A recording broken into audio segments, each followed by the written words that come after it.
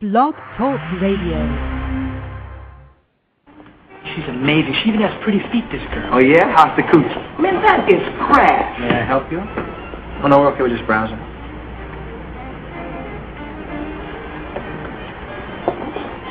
Yo, look. I'm a realist, right? If the coochie's good, everything else falls into place.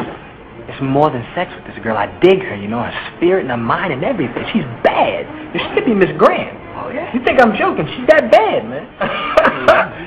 Marcus, is it allowed? Yo, I'm getting this, Marcus. Step off. That jacket is $1,800. No refunds. What, you think I can't pay for it? Well, there is no layaway plan. Hey, we're okay, huh? We don't need any help.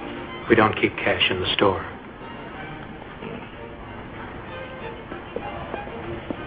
This sucker, man. Don't even trip on that. Racial. Yeah, you're right, man. Don't even trip on that. Wait, no refund? I mean, what do you think? You're going to take the jacket, wear it, spank it all up to be damned, and then, like, give it back to him? We can't get over this certain group of people. It's a natural fear of black people. This program, you know, like, watch. Yeah, right here. Just from a black man screaming now at him. He thought it was the end of the war. Greetings. Welcome to another program, The Cows. Gus in to share constructive information on racism, what it is, and how it works. Never thought I would be beginning a program to share helpful information about racism, beginning with a clip from Boomerang. But hopefully, if the program is constructive, you will see how that relates intricately to the discussion we're going to have. I want to get started. Before I do, as I always say, hope the program is constructive. If it is not, please invest your time and energy elsewhere. We do not want to waste time. Our guest for today's program, he is an associate professor at South Carolina. He is in marketing. He is a part of the Darla Moore School of Business. He investigates how class, gender, and racial inequality are manifested in the marketplace. He has some extraordinary reports that we're going to cover today. Real excited about today's program. And this broadcast was moved. It was originally supposed to go down on Sunday, June 20th, but in addition to all of the fantastic research that our guest has done on marketing, he had to take time out to be a good dad and take care of his son, and that's why we had to reschedule the program. And I have great respect for any black folks who are making a concerted effort to be quality parents. Our guest for today's program, David K. Crockett. Professor Crockett, I believe you are with us, are you not, sir? I am. Can you hear me? Loud and clear, sir. All right.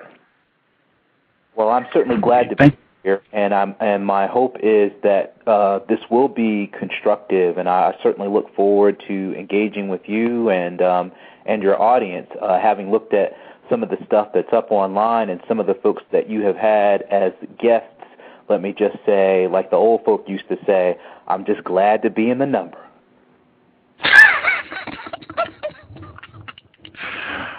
Well, thank you, and hopefully looking at your research, that's what I've been doing for the past week or so.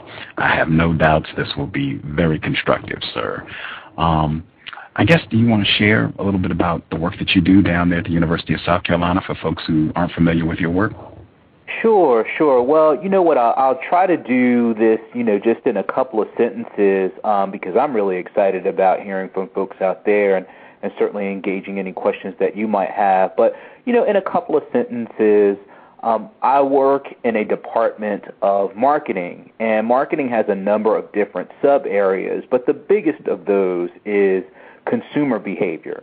So those of us who are interested in consumer behavior, we're interested in kind of what people buy, how they buy, and all the implications that has for each of our lives.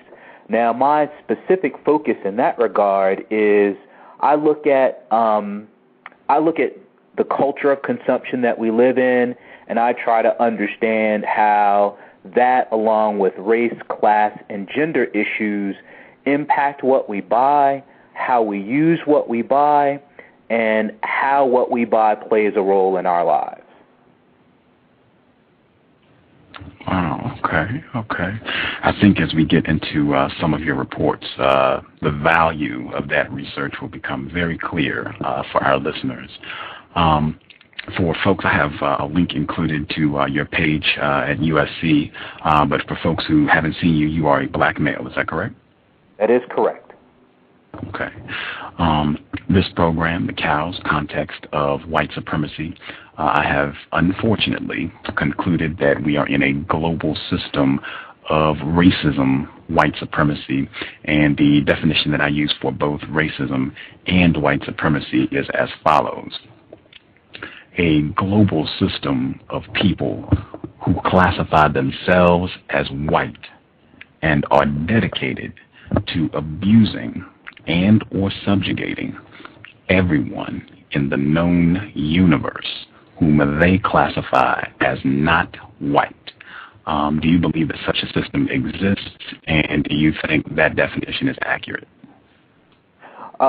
Yes and yes. In fact, I would go so far as to say that in addition to that system of white supremacy, it also functions sometimes in parallel, occasionally at cross purposes with other systems of oppression that also weigh in for folks who are non-white, so of systems of gender and class as well that make it even tougher for folk to just get along on a day-to-day basis. So yes, we are in complete agreement with that.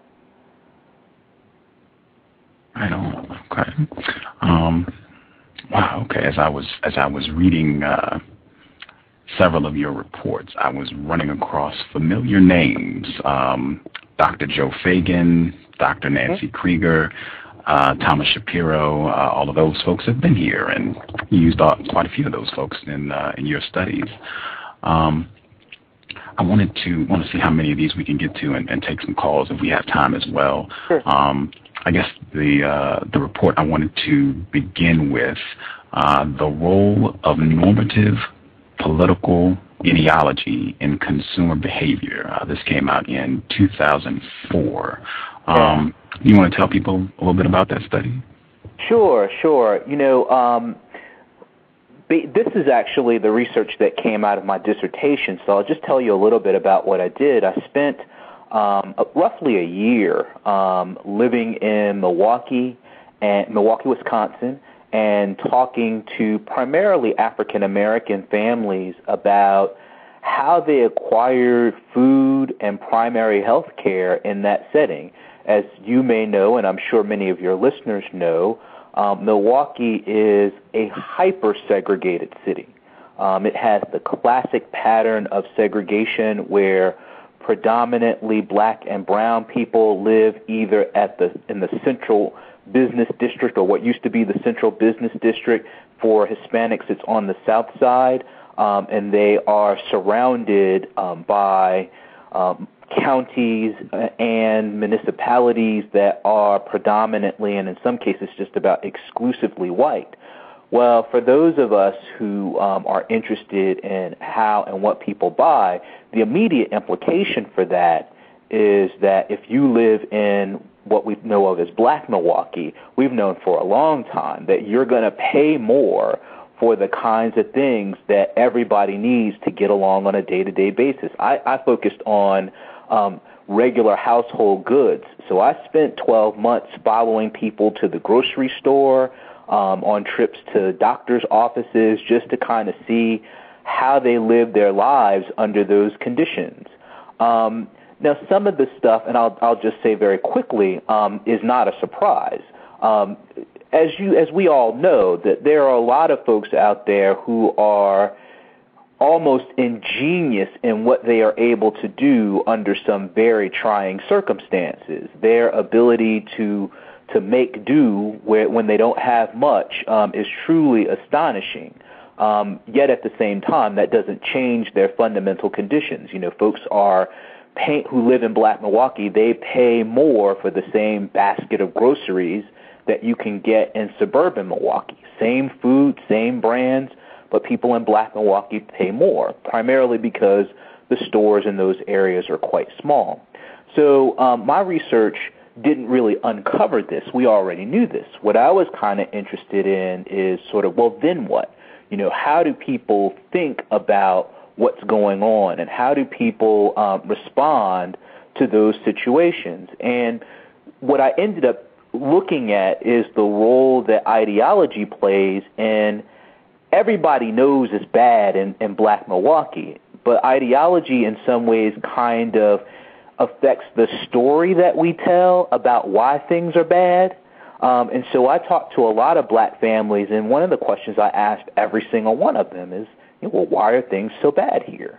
And so what I ended up doing is talking a lot about Black politics in Milwaukee and how they come out and what people buy. And the very short version, I'll end here very quickly, is for the most part I looked at traditional Black liberals, and Black nationalists. I grouped those into fairly broad categories, but most people fell into one of those two categories, and to some extent in between those two. And I looked at ways that folks in each of those groups kind of thought about the situation in Milwaukee and some of the things that they did, some of their responses. There was some overlap, but there was quite a bit of difference. So I'll tell you a little bit about what I saw. For traditional Black liberals, we found an emphasis on certain kinds of strategies. So for these folks, there was an emphasis on if they could move away from the inner city. Many of them did that, but even those who chose to stay in the inner city did a lot of their shopping outside of the city. Whereas with Black nationalists, some shopped outside, wherever they could find the best deals, but there tended to be greater opposition to that kind of strategy. And I'm not saying either one is right or wrong, but these are the things that really kind of came out in that data. We also kind of saw some differences in how people told stories about why things were so bad in Black Milwaukee. And Black liberals tended to focus on kind of the misbehavior of the Black working class, but Black nationalists did also. They told slightly different stories, but kind of what was central to some of the claims that they made about why things were bad there was a kind of criticism about what young people were doing and what poor people were doing, and that those people were driving businesses away. This was not across the board, but these were some of the things that came out in the interviews that I did. Interesting, very interesting. Yeah, I'm going to flesh out a few of those details for folks listening in. I guess it's in the title of the report, normative political ideology. What does that mean exactly? Okay.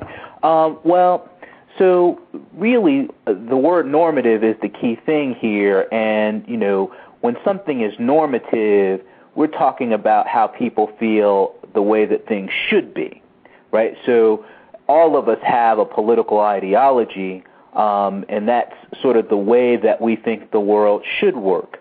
And furthermore, it's really about kind of who we see as enemies or allies. And so in this instance, we are talking about kind of two strains of Black political thought that have been with us in most respects since the beginning, since there was such a thing as African Americans. Some folk have placed greater emphasis on kind of going along to get along with the white majority. Other folks place greater emphasis on looking inward, right, and doing what we can inside our own community. And we've seen that played out in various characters, Martin Luther King and Malcolm X. We can go further back, Booker T. Washington being a particular kind of Black nationalist, and W.E.B. Du Bois anchoring a particular kind of black liberalism for much of his career. And so normative political ideology is really about how you think the world should work, and then further who you think is sort of an enemy and who you think is an ally. Okay. So let me I'm sorry, go ahead. Very quick, Gus. The reason that's important for my work and why that ended up being such an issue is my argument ultimately is that in a world where there is really up until this last presidential election, declining black participation in traditional politics, electoral politics, but also movement politics. We've seen declining black participation in those kinds of politics over time, and that, I should say, declining overall, blacks, whites, whomever, declining overall participation in those kinds of politics. Much of what's going on in American politics is taking place in the market, right? So that what we buy and how we use is functioning to some extent as a political expression as much as anything else. And I'm not saying that's right or wrong. I'm just saying that that's a fact, in some ways an unfortunate fact. And so it became really important for me to try to understand what are the politics of acquiring food in a place like Milwaukee. This is even more important than what you put on the table for your family. There are these broader politics that are playing themselves out and where people decide to go to the grocery store, right, where they decide to live. And that has a role in how people see the struggle for racial equality. Okay.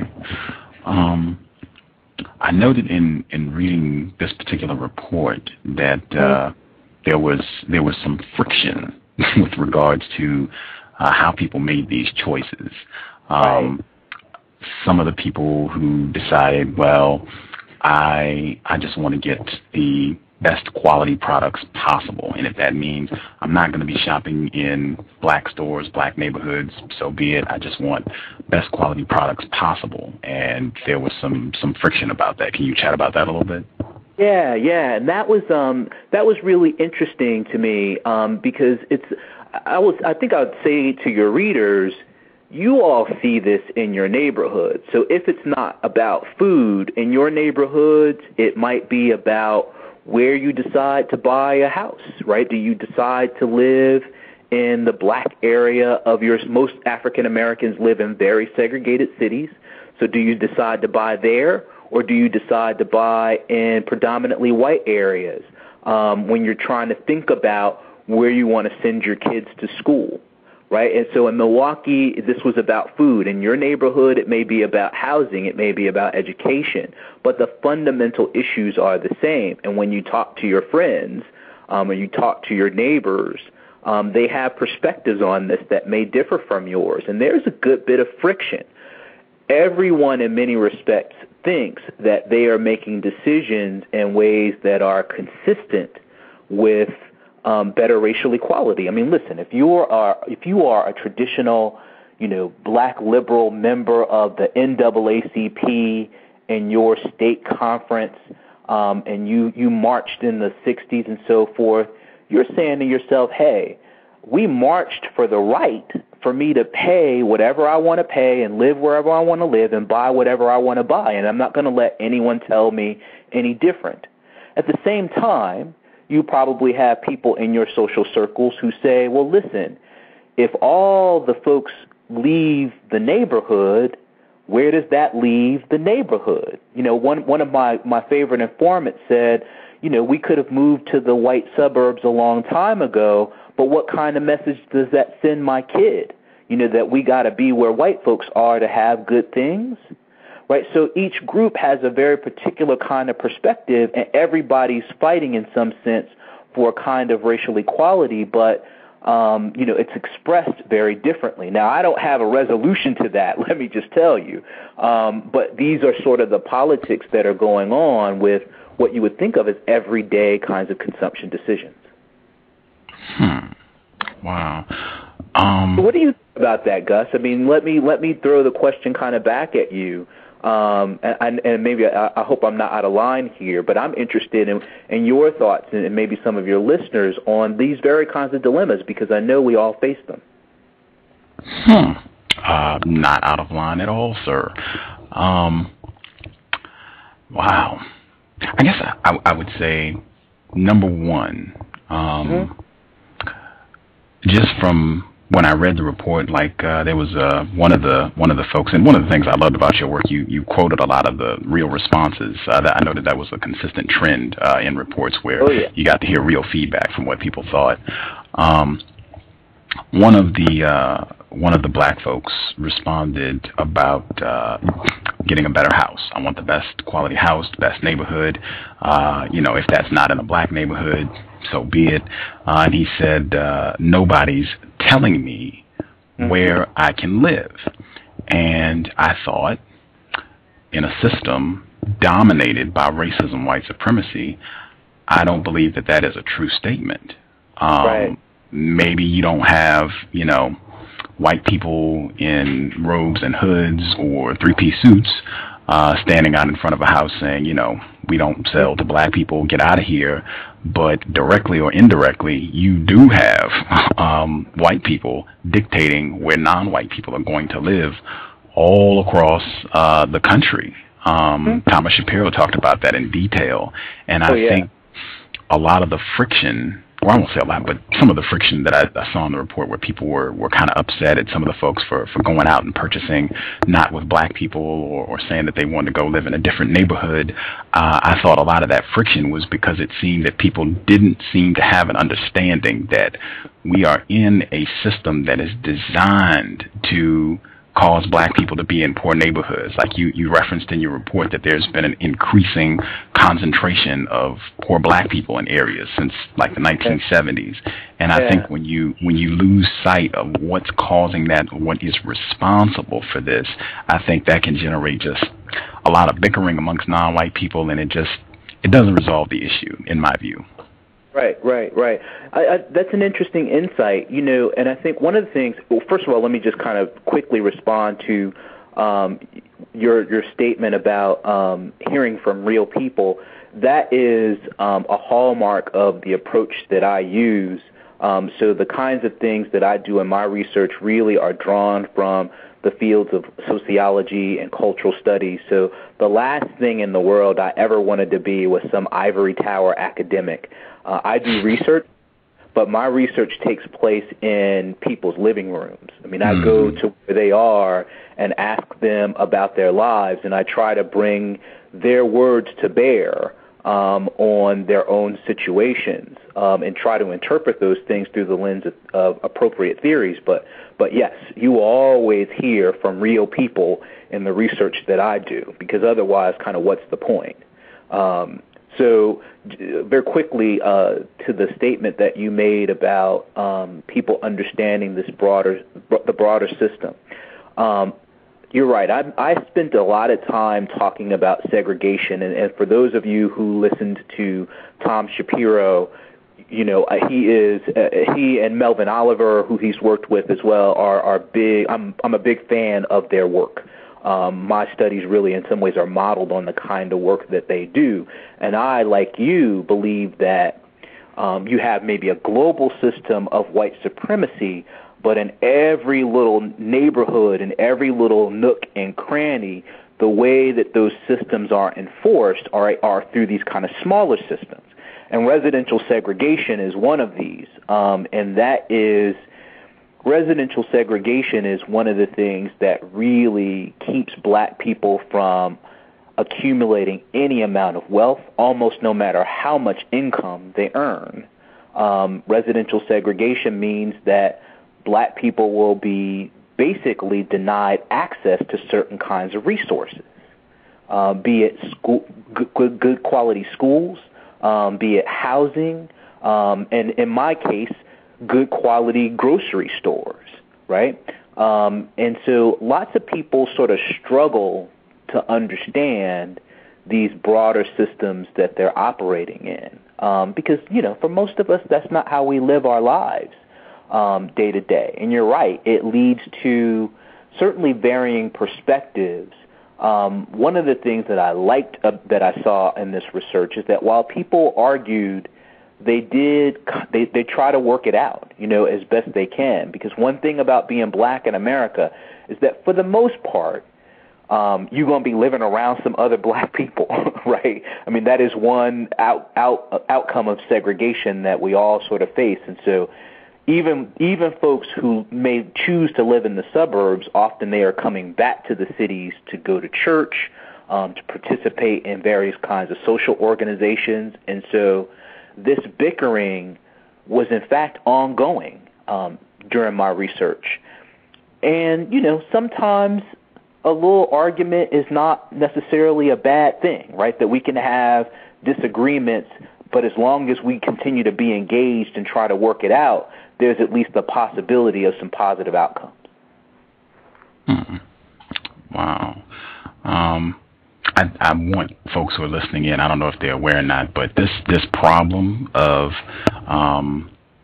black people being concentrated in residential areas that just poor quality services, poor access to quality produce and food, housing. This is rampant. This is not just something located in Wisconsin. This exact same issue was huge in Oakland, particularly around grocery stores, and not having access to grocery stores and having to go, either very far distance away from where folks actually live, or you stay there and shop where you are, and you just have to pay an exorbitant amount for poor quality product. Yes, I mean, national dilemma. And I'm not quite sure. Oh, go ahead, please. I'm sorry, Gus. One of the things that many people simply may not be aware of, and actually, I picked this topic for some particular reasons. My interest at the outset was in understanding a little bit more about how segregation harms people. I mean, that was really the reason that I wanted to do this kind of work. And what many people may not be aware of is that when you say segregation, it covers a lot of different things. But for African American people, really since the end of World War II, segregation means something different for us than it has meant for other kinds of people who have also been. Black people are more segregated than other folks have ever been. So many, often we'll hear folks say, well, the Jews and the Italians and other European ethnic groups, were segregated for a while and then that kind of went away. The reality is they were never as highly segregated as we were, and that matters, actually. Specifically, you mentioned Oakland, and in the context of grocery stores. Large, big box grocery stores are a creation of suburban life, right? Before there were really suburbs, there was no such thing as the large grocery store. Everybody shopped at places that were comparatively small. Well, segregation keeps black people, for the most part, in the oldest parts of the cities, while making it cheaper for whites to move to the suburbs. And, so they're moving cheaply to the suburbs, usually at taxpayer expense, some kind of way, be it through roads or other kinds of taxes or the sewage system and so forth. So they're being subsidized to move to the suburbs, where grocery stores then move. They get lots of land, often at huge discounts.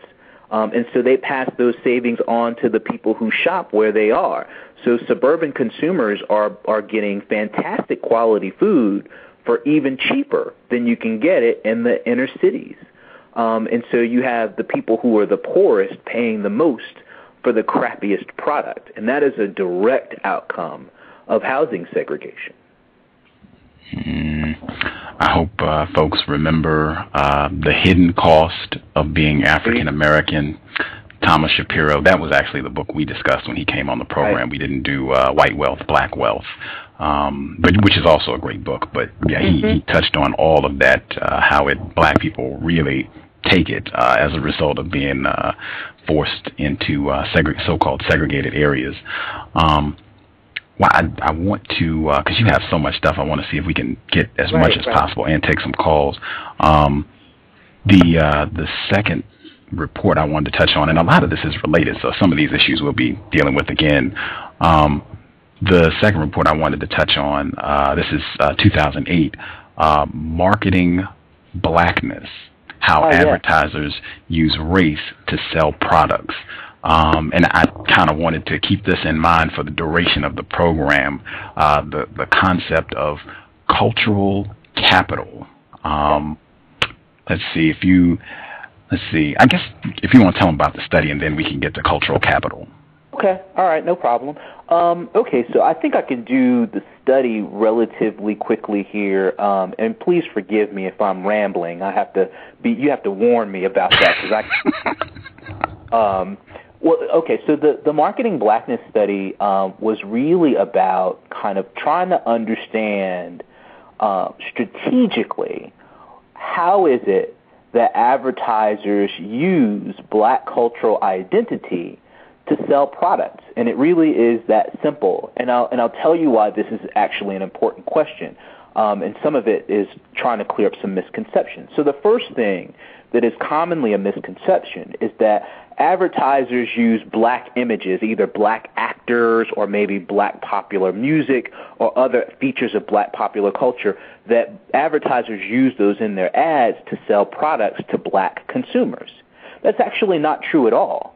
For the most part, national advertisers, the big brands that they sell everywhere and they sell to the mass market, advertisers don't target black consumers all that often. This may surprise many of your listeners, but really, advertisers don't spend that much time thinking about blacks as customers. If you read some of the stuff that black advertising executives talk about, this is a constant complaint in the black advertising agencies, that it's hard for them to really get much business because in many of the big players that hire those firms are basically doing it kind of for affirmative action sorts of reasons. Well, but at the same time, so this is one thing. At the same time, though, in this study and others, and I've replicated some of the data with other studies, on a given week, if you watch television and just watch the ads and count up all the various kinds of articulations of black cultural images in ads, it's about a quarter. So about a quarter of every ad you see is devoted to black cultural images of some kind, be they black actors, black music, or what have you. That's fairly out of proportion to the size of the black market, right? America's only 14 or 15% black. And so the question is, if they're not using black cultural images to sell to black people, what are they using it for, right? And so the study basically goes through and tries to answer that question. I won't go into great detail because there are a lot of moving parts here, but the upshot of it is that in the current environment, most national brands aren't really interested in sort of poking stereotypical kind of fun at black people. You will still see some remnants of that, but almost all of those instances, it's not on purpose. Now, if you go back to the 1950s or 1940s, there's no question that they are purposely poking fun at African Americans in order to sell products to whites. For the most part, you don't see that sort of behavior, but they are trying to attract white buyers. And so I make some arguments about kind of what companies are doing, and for the most part, they're trying to reflect certain kinds of lifestyle aspirations. Lots of people want to either live a very diverse sort of lifestyle. They may want to, and we'll talk later about cultural capital, they may try to build cultural capital.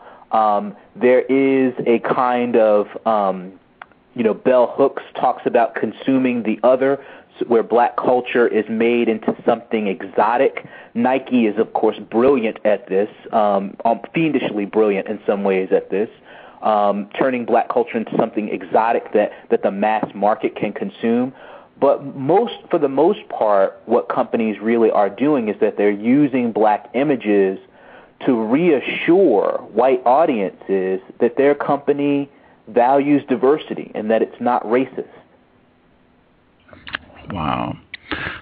Again, real privilege to have our guest for today's program from the Moore School of Business at the University of South Carolina, Professor David K. Crockett. Wow, I mean, this report, man, I want to make sure I share as much with the listeners as possible. You looked at just a gigantic collection of commercials, approximately 1,701 commercials, and 205 contained some representation of blackness. And I definitely want to get to what you already touched on, what you concluded from this. But I wanted to pick out one of just incredible example. Could you share kind of your analysis?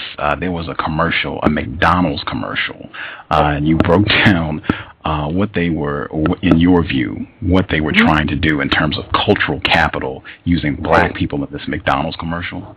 Yeah. Okay. McDonald's, very quickly, just to kind of talk about McDonald's, and it's important that this commercial is a McDonald's commercial, because many folks, I'm sure, in your audience will recognize that McDonald's is a company that has always, in its ads, made pretty substantial use of black cultural images, right? I know some of your listeners, if I say, who's Calvin, right? They know Calvin. They know that character McDonald's ads from way back, right? So this is not new. McDonald's has done more with a certain kind of style than really any other brand. And so what McDonald's really kind of did in this piece is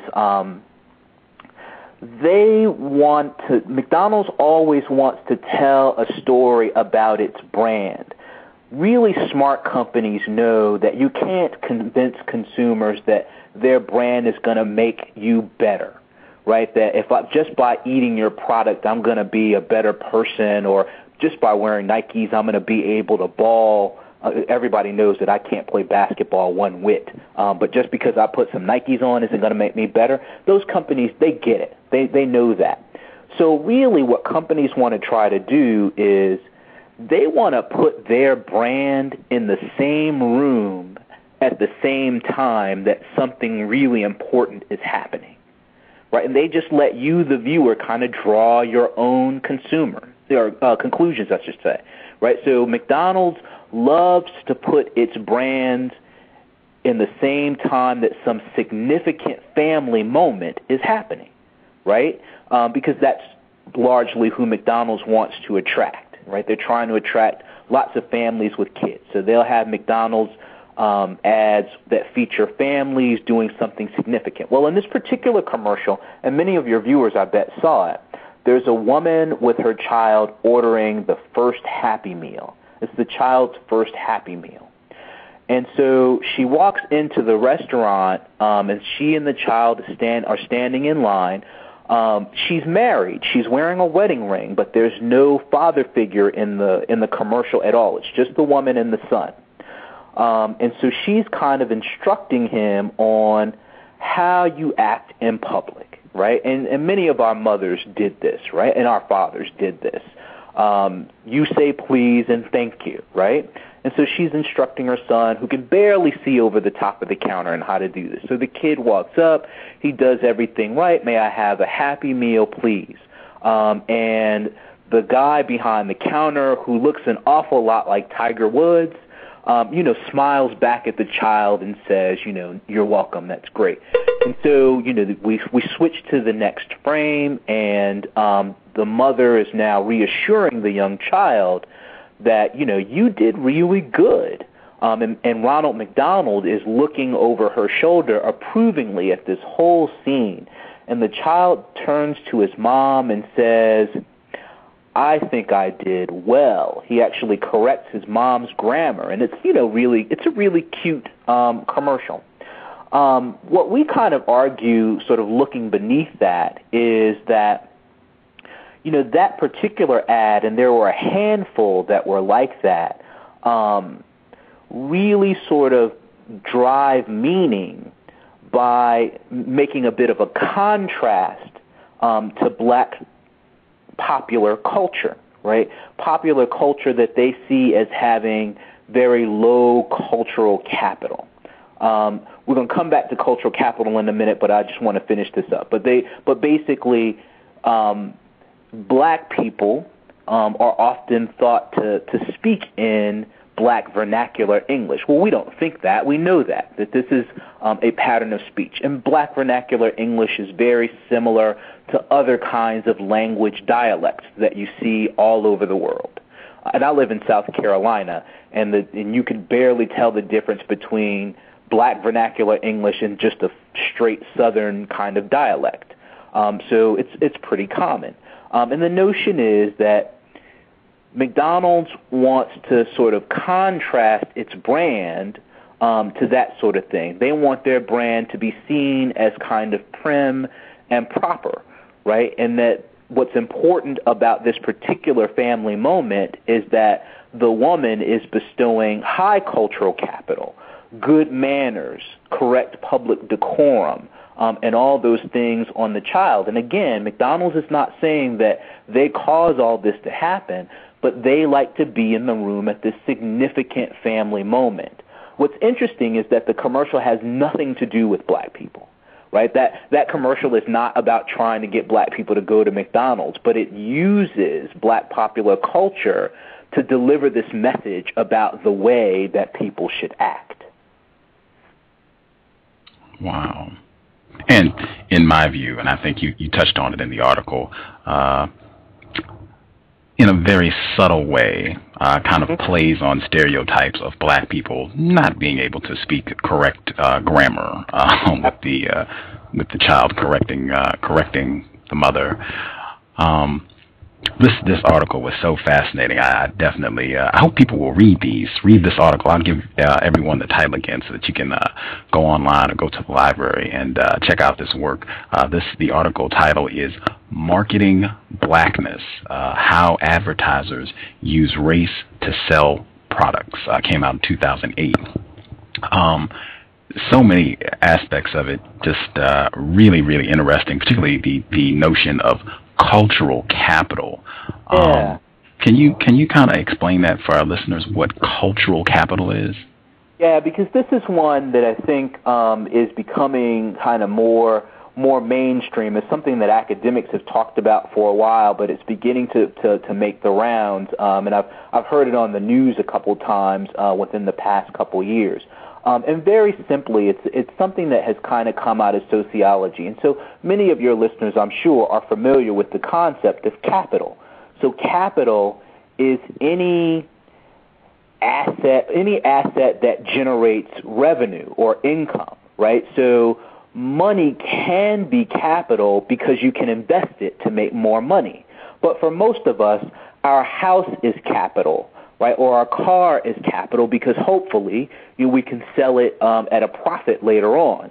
For big companies, they may have a factory that is capital, right? Because that's where they produce the products that they sell. So capital is some asset that eventually you can sort of trade in for more value, more income, or more revenue. Well, so that comes from economics, where sociologists have kind of expanded the term and said there are things in our personal lives that are also like capital. They may not get us money, but maybe they get us higher status. And this is really important because we live in a very complex society where status can be kind of fickle, right? And so it can't just be how much money you earn. Often it's more complex than that. So in a given community, a guy who works for the sanitation department as a garbage collector typically has lower status than the high school English teacher. Although in many places, the guy who works for the sanitation department makes a lot more money than the high school English teacher, right? Well, why does the high school English teacher have more status? Well, a big part of that is because the high school English teacher has more cultural capital. That is, he has an education, and oftentimes he may have tastes and preferences and practices that are like people of higher status, even though he may not have the same kind of money. And so he can signal higher status to those people. So that education and those tastes and those practices, knowing how to order a bottle of wine and so forth at a French restaurant, those kinds of things, you sort of trade those in for higher status. Well, you can imagine for a person who's in marketing like me that, you know, companies are always very interested in this kind of cultural capital, right? So sometimes what you buy and how you buy it can be a kind of cultural capital, right? It's something that you trade in. And so often brands are competing to be seen as high rather than low cultural capital. And that's kind of where this McDonald's ad comes in. In families, high cultural capital is having well-behaved, polite children, isn't it? Right? It's not like rich people don't have bad kids, right? But when you and I go out, right, when we see other families at a restaurant or at church or what have you, the families who have, you know, the well-dressed, neat, and well-behaved children have a little higher status than those who don't, right? And so McDonald's wants to be associated with that, right, and not with the rowdy kids. In this particular ad, they sort of conflate low cultural capital with black vernacular English. Wow. I hope listeners keep that term in mind, low cultural capital, because that's going to come up again when we talk about credit. Hopefully we'll have enough time we can get to his report on credit cards and coping with discrimination, but keep that term in mind, low cultural capital. I believe when Mr. Shapiro was here, he agreed that just being white is an asset in the system of white supremacy, and unfortunately, being black is a liability. Keep that in mind, low cultural capital. Before we move off... Oh, go ahead. When Bill Cosby talked about, you know, $500 sneakers and people being willing to spend $500 on sneakers but not being willing to spend $250 for Hooked on Phonics, that he was talking about the distinction between high and low cultural capital, that people with low cultural capital, in his estimation, right, have values that are tied to particular kinds of status displays. Gotta have the new Air Jordans and so forth, and people of high cultural capital, these are also status displays, right? So that they buy their children educational toys as a way of displaying status. So that term, you might not have heard the academic term for it, but most black Americans are familiar with the argument. You all know what it is, even if you don't know what the sociologists call it. Love having terms to accurately describe what's happening, man. I want to really make sure that you get an opportunity to hammer home the conclusion, because the 205 commercials that had some representation of blackness, the overwhelming number of these commercials, 161 of them, you used the term, I believe it was casting equality. Can you explain what that is and what the goal of, I guess, casting equality is? Absolutely. So again, I think what's interesting about this is that, you know, it has nothing to do with getting black people to buy more stuff. Marketers want black people to buy their products. Please don't get that misconstrued. But the issue is that marketers tend to see African Americans as part of this larger mass market, right? And black people and black popular culture is seen as a trendsetter for this larger mass market. And that's really the interest in black popular culture. It is in using its trend-setting powers to kind of lend meaning to the brand. And so the primary way that that's done is through this strategy that I called casting for equality. Most products that are aimed at the mass market, there's always this tension in business, and it's about the extent to which business maybe plays a role in the inequality that black people face. And I talk about that obviously in the context of Milwaukee with the grocery stores and so forth. And so business is always kind of confronted, maybe not directly, but it's always a subtext of what they do. So to what extent is business responsible to the extraordinarily high rates of inequality that we have in our society, and particularly racial inequality?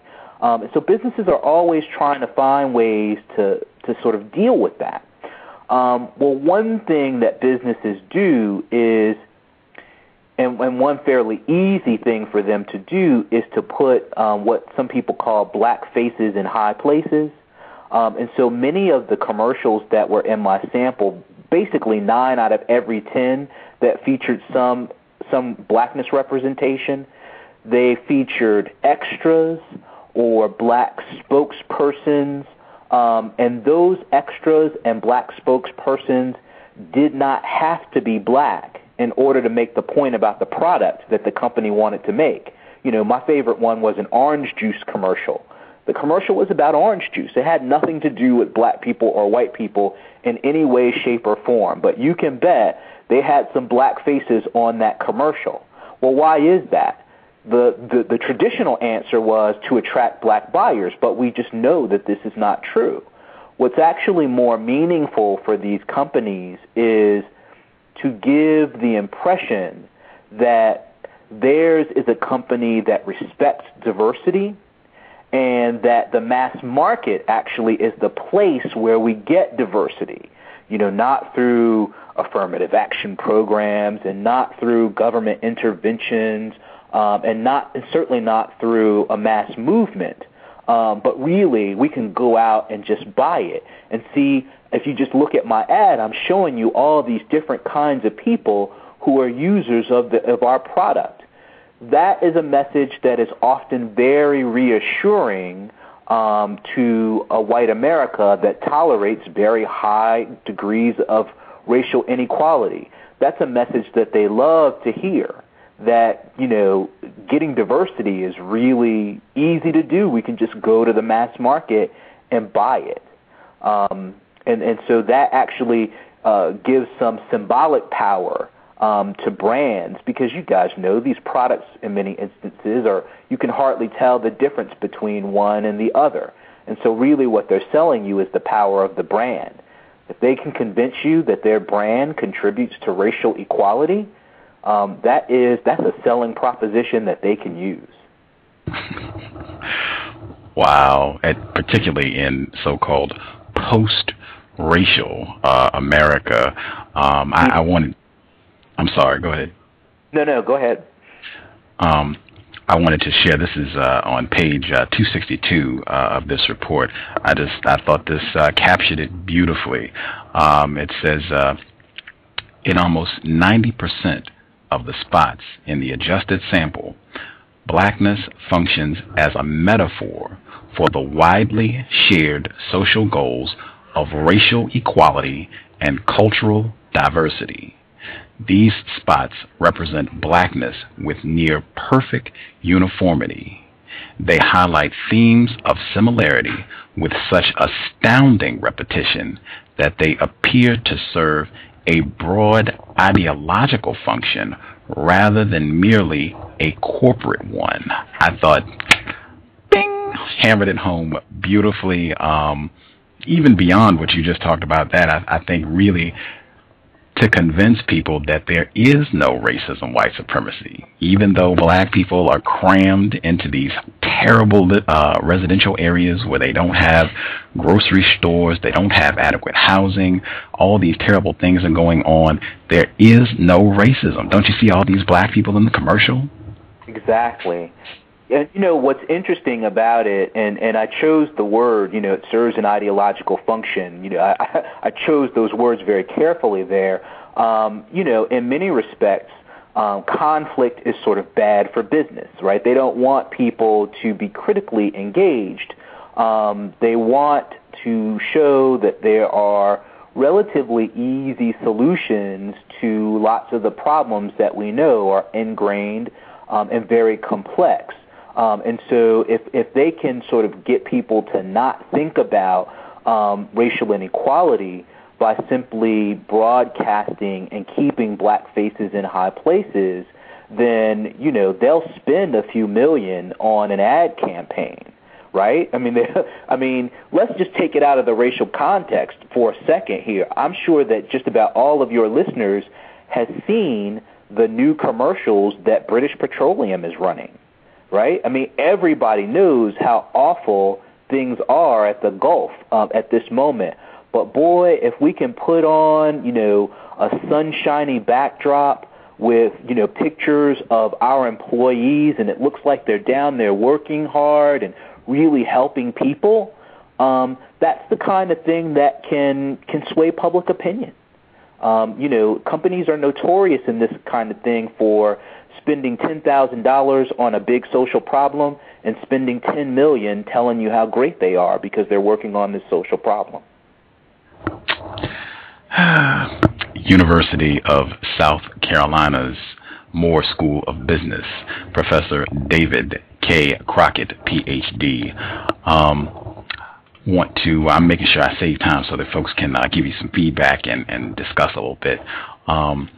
The next study I wanted to look at, and listeners, keep that phrase in mind, low cultural capital.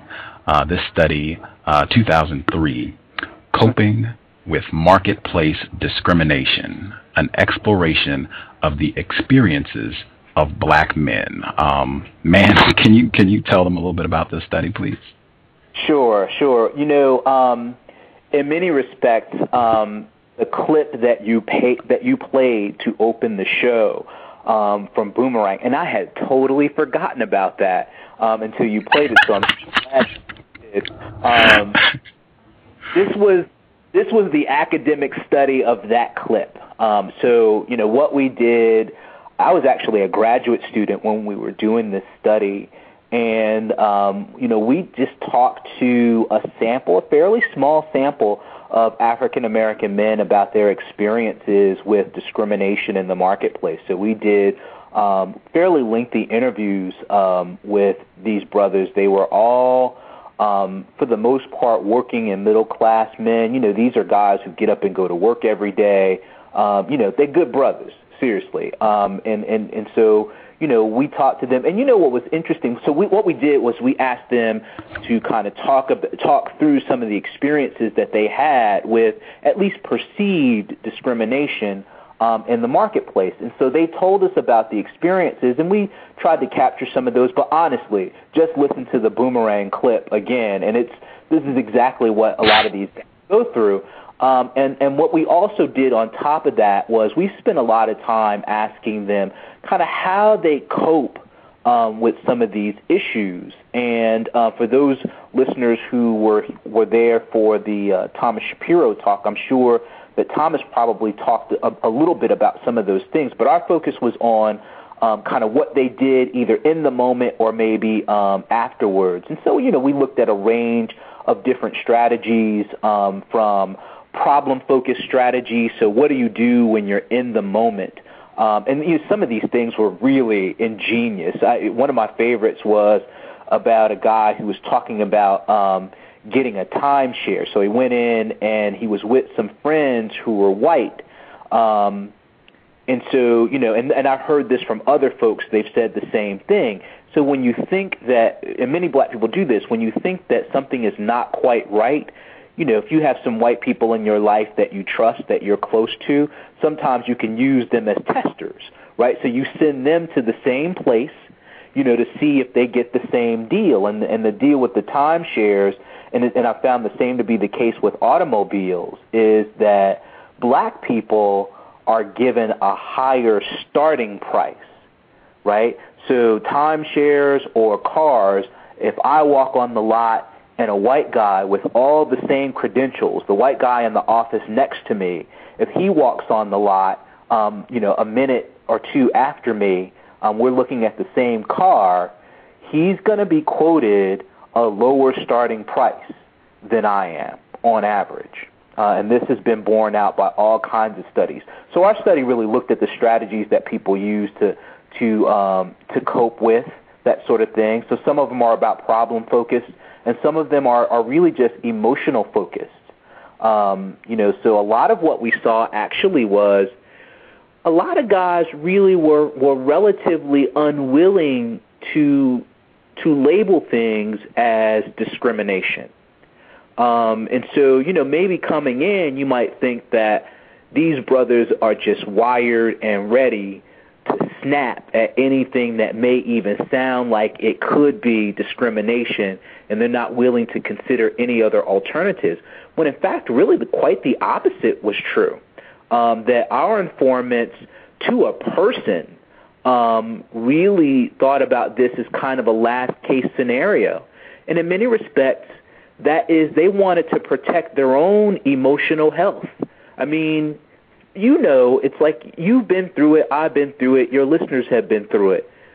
When you get discriminated against, even if it's a small thing, it just messes up your day, right? I mean, apart from any money that you might have lost, it just messes with your day. And sometimes you don't feel like being bothered. And so one fairly common strategy is people bent over backwards to make excuses for retail employees and stuff who treated them poorly. Well, maybe they were having a bad day. Maybe somebody else came in and snapped at them. Those kinds of things. So that was pretty common. Oh. I thought it was fascinating for me reading this particular study.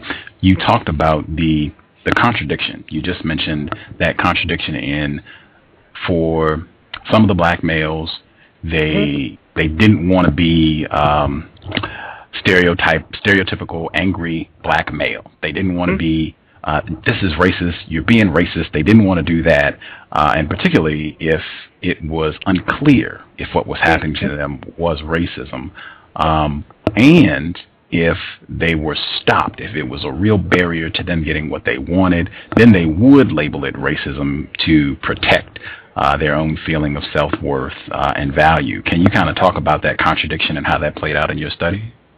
Yeah, well, one of the things that we know from the psychology literature is that various forms of discrimination really are a threat to the self, right? So when you are victimized, and I know that somehow it's become criminal to be victimized by anything in America, right? So, but when you are victimized, it is threatening to the self. I mean, you don't just have a bad day, but you are constantly thinking about, well, what could I have done differently to avoid this sort of outcome? What should I have done differently? And anyone who's been victimized in any way, I'm sure, has kind of gone through this process. So one of the things that all of us do to manage and cope with these kinds of emotions is, sometimes we outright deny that we've been victimized when it's, in some instances, it may be clear that we have been. But certainly if there's ambiguity, if there's the possibility that believing something else might have happened, something that's less threatening to the self, we saw guys opt for that. But also in a more pragmatic way, if you sort of conclude that something is discriminatory, but at the same time you haven't gotten what you wanted, right? You haven't got maybe even what you need, right? You still need a car, right? Even though the guy has quoted you a higher starting price and you have a feeling that he has, you still need a car. And so the question then becomes, what do you do? And so, a lot of guys just kind of grin and bear it. They try to work their way through it. Many of them go so far as to talk about finding ways to present themselves as a little less threatening, especially my sample, which is men. That was a big focus for many of them because, a number of these guys were average size or maybe a little bit bigger. They talked about, just kind of making sure that they control their volume when they spoke.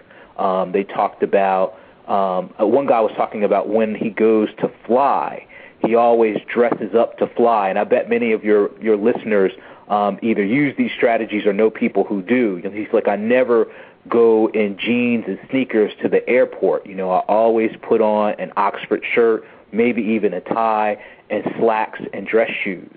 I find that I get better treatment, and I find that, people are less likely to be nasty.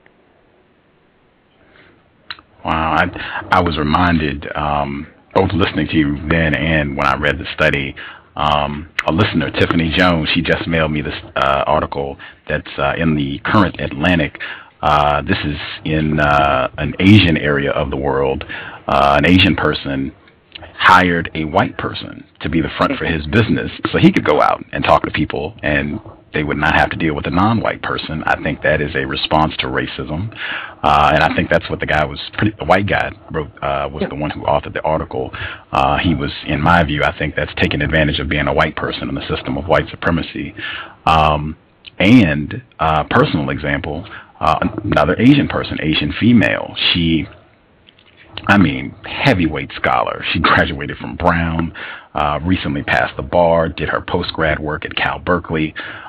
She was out and I think they were giving out food samples, and she went to grab like a toothpick of a sample, and a white person smacked her on the hand and told her to put it down. And she said, wow, I'm going to need really expensive clothes so that I'm not, mistreated when I go out. And that was in your article for how people try to mitigate racism and white supremacy.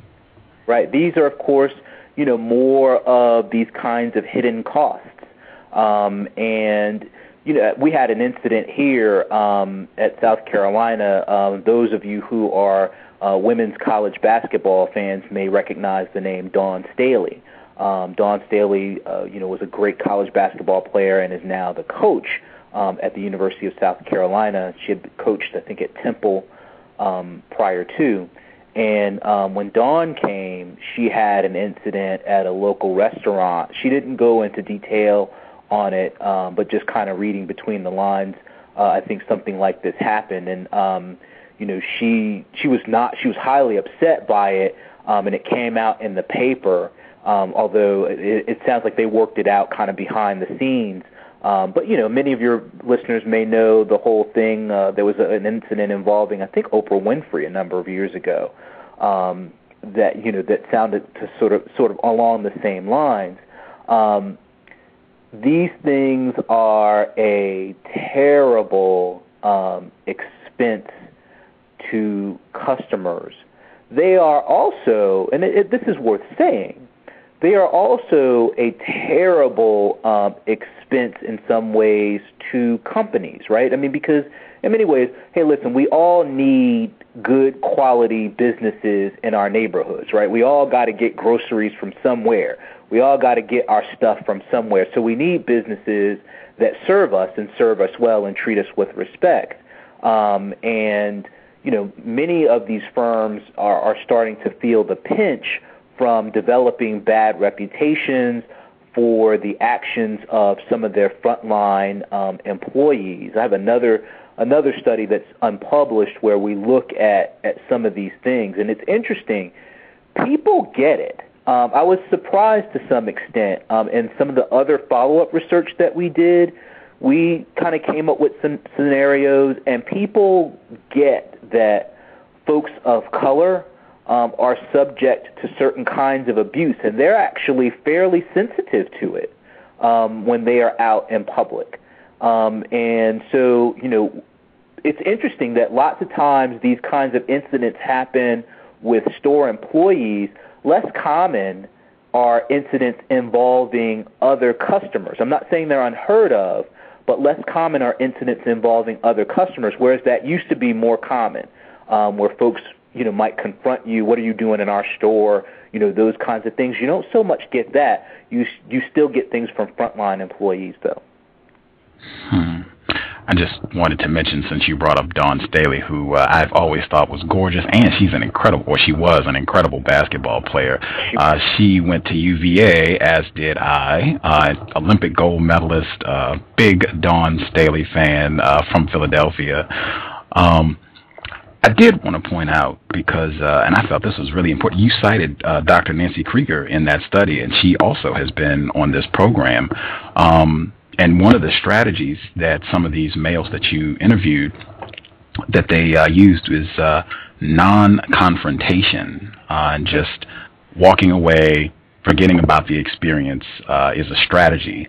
And I thought, just based on the work that she shared here, that can be really dangerous, because when you consistently do not address racism, white supremacy that is having an adverse impact on your quality of life, that can show up in your health in a lot of ways. And her studies even suggest that can explain why many black people struggle with hypertension.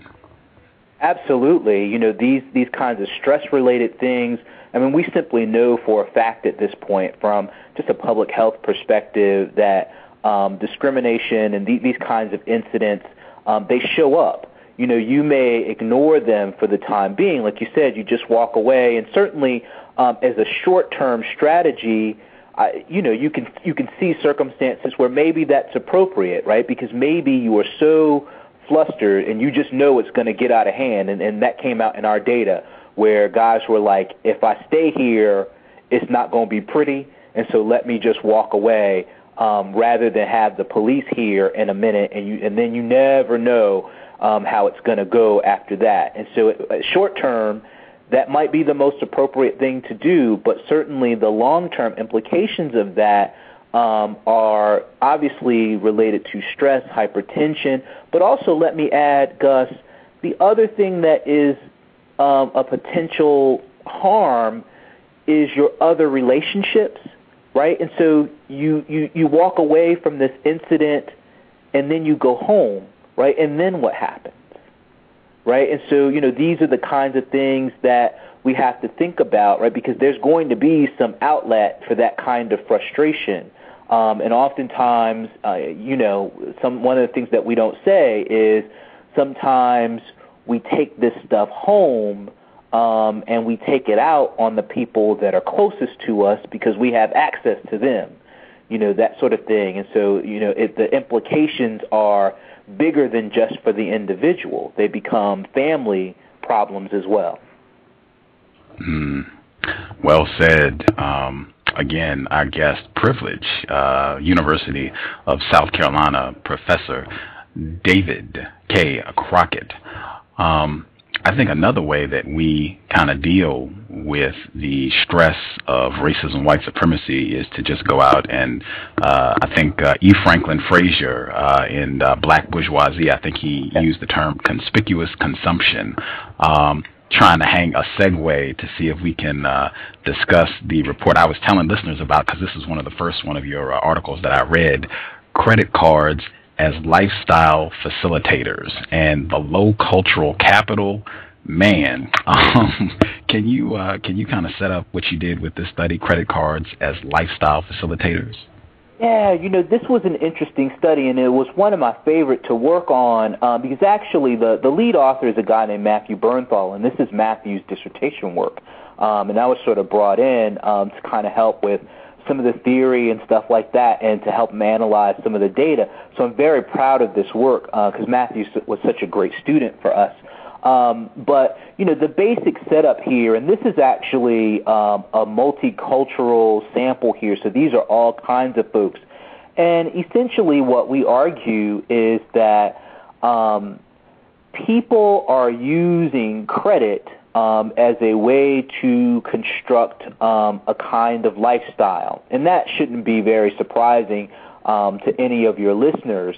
But what's important about this is that, since really the late 1970s, we've seen wages in real dollars, that is inflation-adjusted dollars, have remained relatively stable for the working and middle classes, whereas various kinds of income for the upper classes, have really skyrocketed over that time. And part of what happens with that is that in America, tastes are really pegged to the tastes of the upper classes, right? And so all of us, black, white, brown, etc., are influenced in some ways by the tastes of the folks who are in the highest income brackets. Well, for most of us, even if we're not living paycheck to paycheck, as your listeners who are familiar with the work of Tom Shapiro know, that most Americans, regardless of color, if they lost their job, they don't have more than maybe a few months of savings to kind of keep them in the lifestyle to which they have become accustomed, right? So most of us are not that far away from hand to mouth. Well, credit cards in some ways have been how people have bridged the gap, how they have tried to sort of maintain particular kinds of lifestyles, for the most part pegged to the higher cultural capital kinds of folks. But there are all kinds of different ways to use credit cards, and some is to directly kind of mimic the lifestyles of the upper classes, but not necessarily just that. We saw a lot of people in our sample who were also dealing with the downside of using all this credit. We talked about them as being stuck in the sort of metaphorical debtor's prison. They used to have actual debtor's prisons. We don't have that anymore, at least not yet. But there's this metaphorical debtor's prison where people have taken on so much debt that they may have the trappings of lifestyle, but they have all of the other really negative consequences that go with simply not being able to maintain their lifestyle. And so we map out a way that people try to move through going from being in the debtor's prison to changing things around and finding these sorts of lifestyles that are pegged to the lifestyles of the rich and famous, so to speak. And a variety, we look at a bunch of the practices that people use to move themselves back and forth between those 2 points, the debtor's prison and the lifestyle that they want. I found so many aspects of this study interesting. I guess with the low cultural capital, because you do a lot of comparing and contrasting low cultural capital groups with high cultural capital groups and how they utilize credit. And one of the things that stood out with the low cultural capital group, they were using their credit card to show off, really. One of the folks that you talk with, that's what he said, to show off, to show a lack of material restraint. Whereas folks with high cultural capital, they were showing off, but they were showing off in a very different manner, almost reminiscent of what you discussed earlier with, I'm going to invest $250 in a pair of Nikes, or am I going to invest $250 in Hooked on Phonics? Right. So you do get these very different kinds of things, and what we tried to do in some ways was to kind of step back, and rather than sort of say the low cultural capital people are just wrong, and the high cultural capital people are right, rather than do that, we wanted to kind of step back and say, well, what is it that they are actually doing? Because both groups are trying to signal a kind of status. And so what's going on in their head? Why is that status important to them? Well, for the local, we'll talk about the low cultural capital folks first. For them, for those informants, you're talking about folks whose lives have been, for the most part, defined by constraint, right? There's all kinds of stuff that they couldn't have that maybe they felt they were entitled to, or that they wanted, or maybe even that they felt were key to moving up in the world, to actually doing better.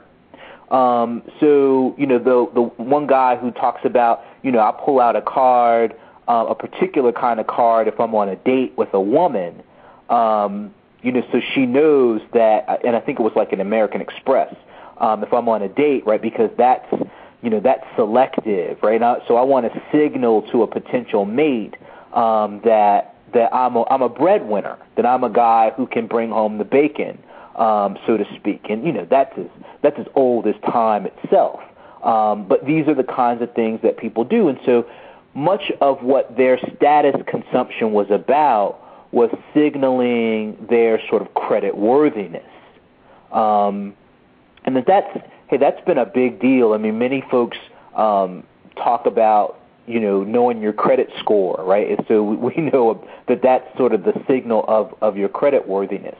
Whereas on the flip side, high cultural capital people, their lives, for the most part, had not been defined by constraint. Many of these folks came from upper middle class homes and above, and so they always had access to the kinds of things that they want. Now, which is not to say that they lived, that they were so rich that they never had to worry about anything, but their lives were not defined by constraint. And so as a consequence, they often use credit cards to build lifestyle rather than to signal about lifestyle. They were actually trying to build a particular kind of lifestyle. So these were the kinds of folks who would use their credit cards to go on vacations to foreign countries, right? Because that's the kind of thing that is high cultural capital, right? These cultural sorts of experiences. One woman talked about actually putting part of her car payment on her credit card. Now, this woman was not wealthy at all. She's high cultural capital. She was in graduate school and not wealthy at all. They put some of their minivan payment on the credit card. And when we asked her, why on earth would you do something like that?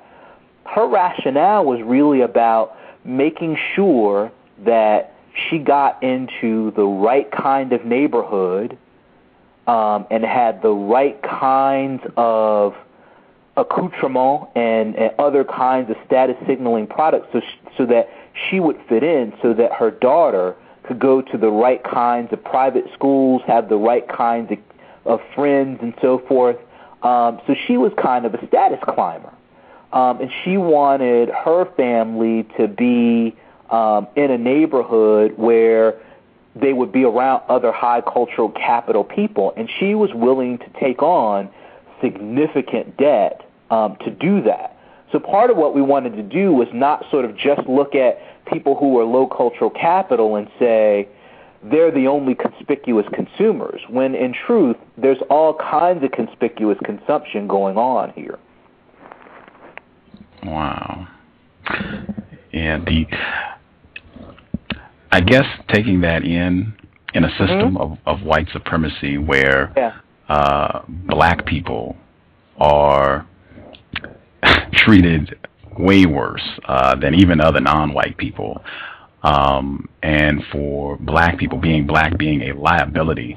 3 things I read, these were specific sentences in the report that I read, and they resonated on a whole nother level because of racism, white supremacy, and I might be off, but I'll get your take. And I see we have a lot of folks that called in, so give me like 5 minutes, and I'll hit the switchboard so you all can get your questions into Professor Crockett.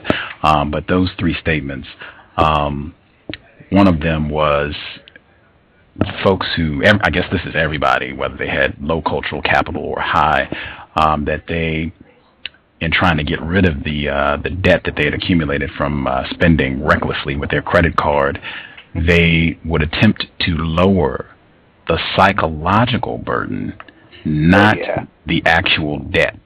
And that resonated big time for me with regards to how non-white people deal with racism. The second one was a fear of being perceived as an outsider. That was one of the rationales given for why you maybe overspend a little bit on your credit card so you can fit in. And I don't think I need to explain why that would be applicable to black people.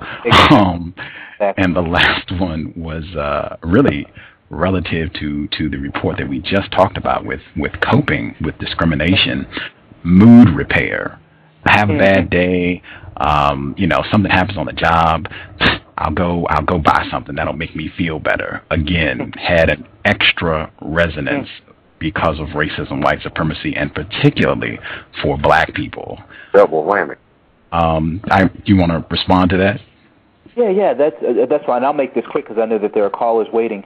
With regard to the first thing and that kind of making a psychological shift rather than dealing with the problem, that is kind of a classic psychological response that we see, kind of cuts across a variety of different kinds of folks.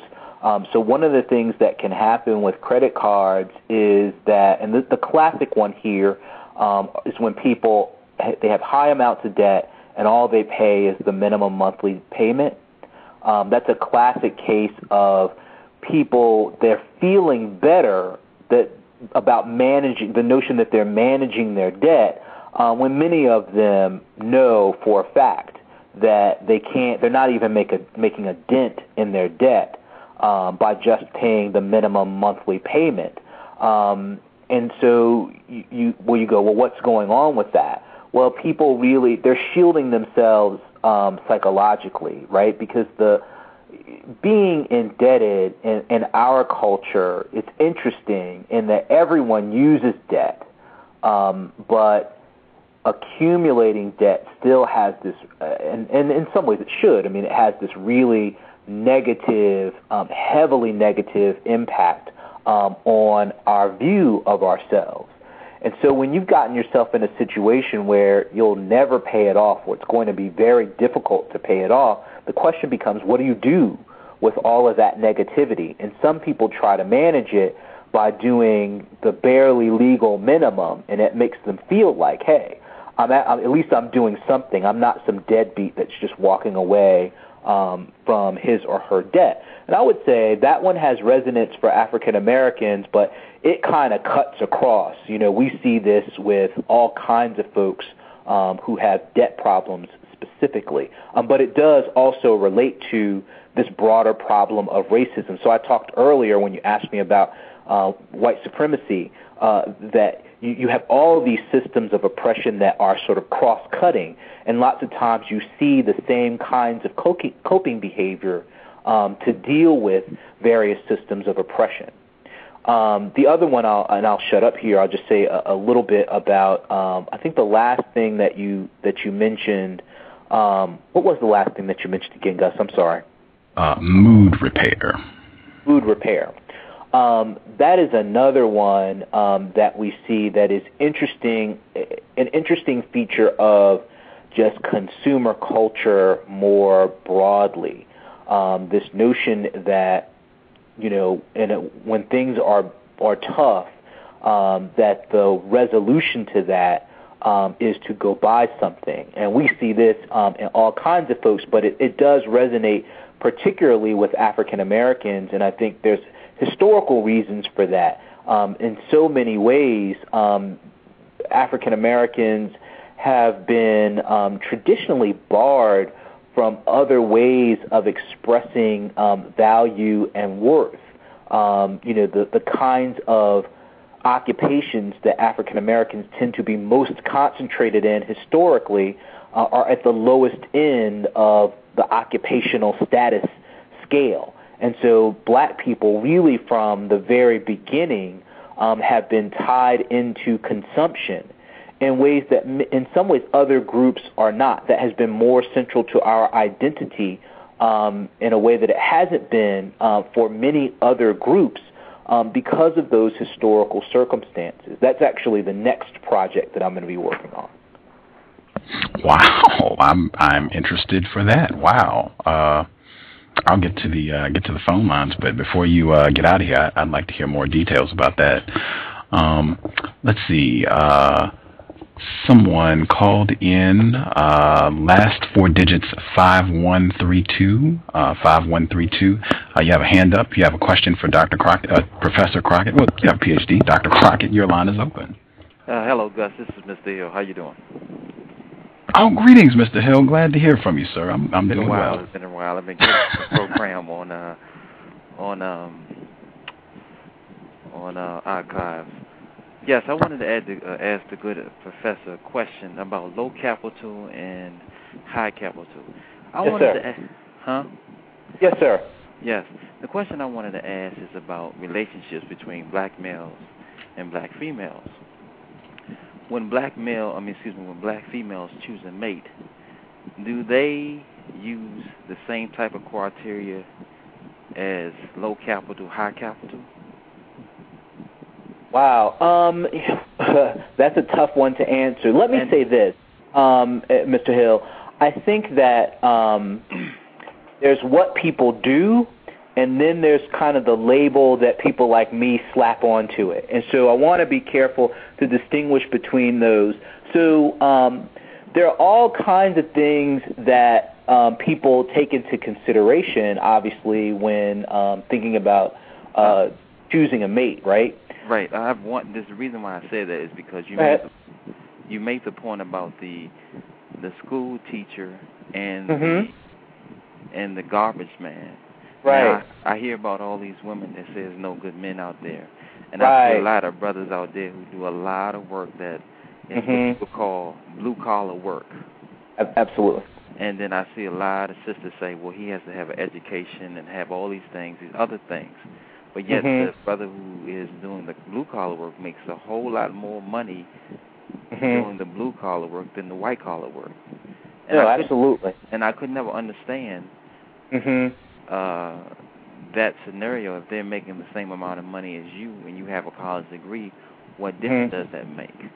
Now you made the point of having low capital and high capital about going to restaurants and him to be able to have the conversation and to be able to pick the right wine out. Then it all made sense when you said that. Yeah. That's really, actually, that's wonderful insight. I think. You know what? One of the things that we know about relationships is that people are very, very likely to choose mates and to marry, if they end up doing that, people who have very similar class backgrounds. In fact, I know some sociologists work on this stuff, and it's more common for people to date and marry across race than it is for them to date and marry across class groupings, right? And so high and low cultural capital, they're not quite the same thing as social class, but they are sort of part of what can make up people in a social class. And so one of the things that you can see when it comes to people trying to find mates is they tend to want folks who have the same kind of class background, even if they don't say that, because those people tend to share their same assumptions about the way the world works. They're going to tend to have some of the same kinds of experiences, so that even if they make similar amounts of income, they may not necessarily see the world the same way. And most people tend to end up with folks who kind of see the world the same way. Wow. Hang tight, Mr. Hill. I wanted to make sure I at least gave everyone an opportunity. If you have another question, I'll see if we have some time to get you in as well. Person that called in, last four digits, 5128. 5128. Your line is open if you have a question for Professor Crockett. Yes, greetings. Quick question for you, Professor Crockett. With the current economic situation, given that blacks tend to always have a higher unemployment rate than the rest of the population, with the current crisis, where do you see this, I guess, just in your research, where do you see, I guess, this thing going with the whole capital, social capital, as well as, I guess, real capital diminishing within the black community? You see any, I guess, ramifications in that? Well, that's a great question. And, you know, one of my colleagues often says that, we know that black folk are long-suffering, and we may just need to be a little bit more long-suffering than we thought we might have, because none of the things that I'm hearing on the horizon are all that good. I live in South Carolina, which is, one of the states that's worst off in this current economic situation. And none of the basic signs are all that good. What I can tell you, so that it's not completely depressing, because many of my friends will no longer talk to me because they tell me that I depress them when we speak. But one of the things I can tell you that I think is kind of upward looking, a couple things. One, it does look like in some ways the worst may be behind us, though we're not completely sure about that, but it's certainly a possibility that the worst may be behind us. We just know that when it comes to recessions and recoveries, that the recovery gets to Black America last. But there may be some reason to hope for a general recovery that will eventually wind its way into Black America.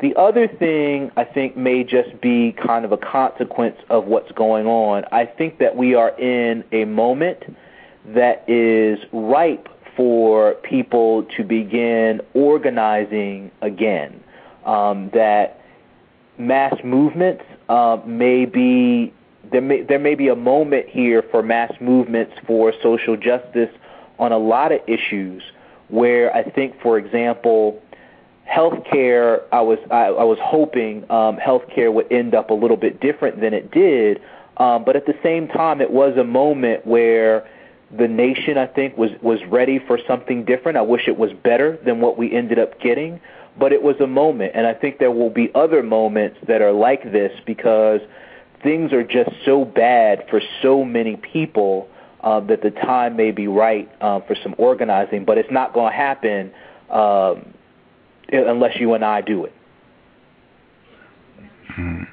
Excellent questions thus far. Excellent questions. We have one line open. If anyone wants to call in, one line open, 347-215-6071. Person who called in blocked number. Your line is open. Blocked number. Is that me? That would be you. Okay, I didn't realize. I thought I may have had it blocked from earlier call. Thanks. Yes, it's JJ, and I get my own theme music, and I appreciate it. Thanks very much. Question for you, Doctor. Can you speak up a little bit, sir, please? Just a little bit. Yeah. Yes, absolutely. Is this better? Outstanding. Okay. Awesome. I wanted to ask the doctor. Well, I don't know what you have time for. I'll ask you one question, and if there's time, I have another really short question, I think. But the long question is, I heard the dialogue.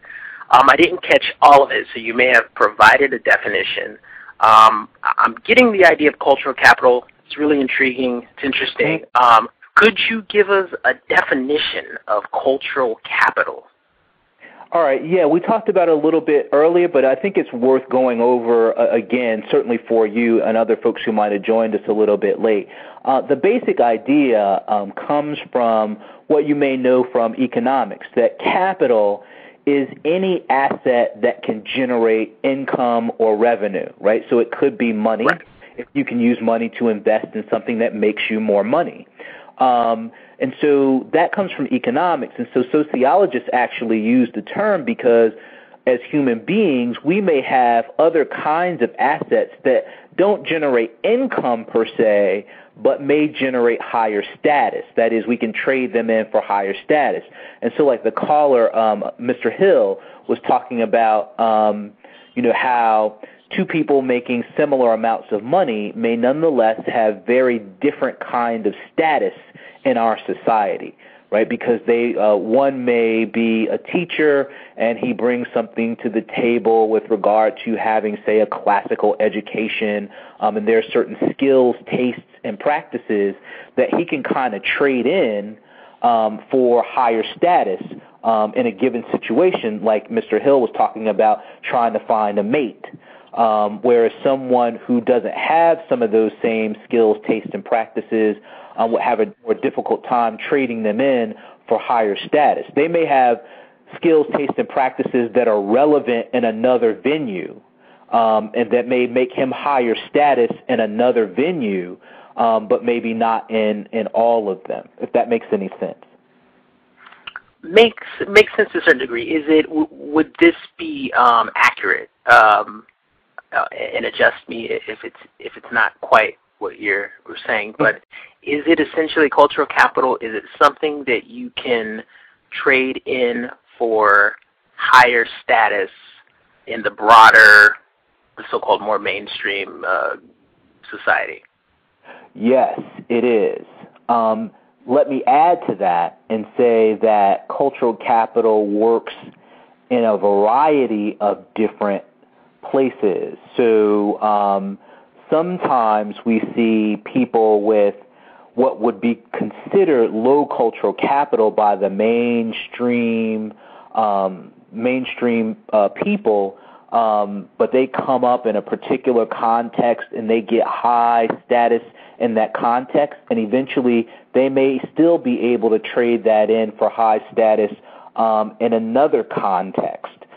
So somebody like Snoop, right? So Snoop comes from a particular kind of milieu, right? I mean, he comes from Southern Cal. You know, he has a particular way of seeing the world, a particular way of doing his thing, and that most people in America would consider low cultural capital. But for a variety of different reasons, he's been able to sort of trade that in a way that most people cannot. But it is at least theoretically possible to do. Okay. And right. Earlier yes, absolutely.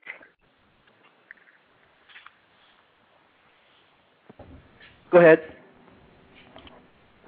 Oh, and I don't know if are you guys waiting for me? Can I ask another question or? Help yourself, Mr. JJ. Okay. Appreciate it. This one, and it's a good one.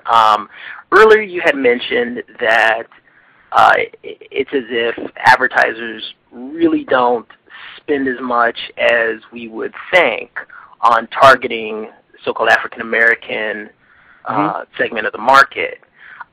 Given that we're about 12% of the population, and so I was wondering if you knew roughly what percent of advertising dollars is used to target us, or in other words, when you say they don't really spend that much to target us, can you give us some sort of metric, like why do you say that? Right.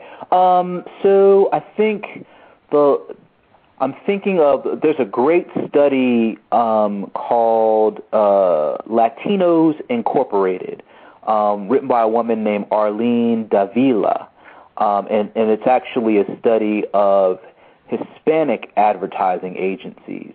But she actually does a couple chapters in which she talks about black advertising agencies, most of which predate the Hispanic ones, and some of the kinds of tensions there. And I think she estimated that maybe around 1%, maybe even a little less, of U.S. advertising expenditures are devoted to targeting black customers per se.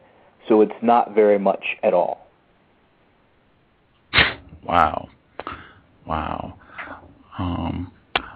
Wanted to check, I believe, Non-Mighty Wick. If you have any questions, thank you for the assistance in getting the program rolling. If you have any questions, your line is open, sir. Thank you. It's been a constructive program. Just listening at this time. Thank you. No problem. I will get the other lines as long as we can keep the background noise down. If anybody had any other questions, your line is open. If you have any questions you would like to ask Professor Crockett, go right ahead. Yes, Gus, may I ask a question? Help yourself, sir. All right.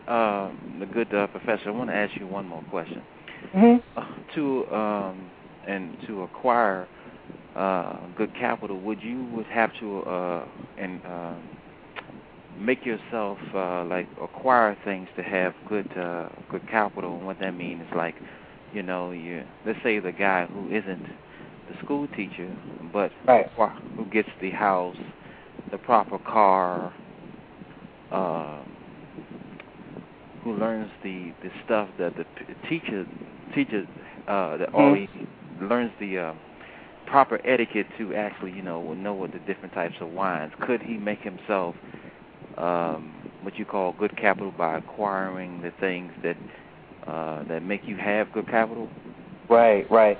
That's a great question. And so, in some respect, the answer to that is yes, right? So, like anything else, like any other asset, you can acquire other assets.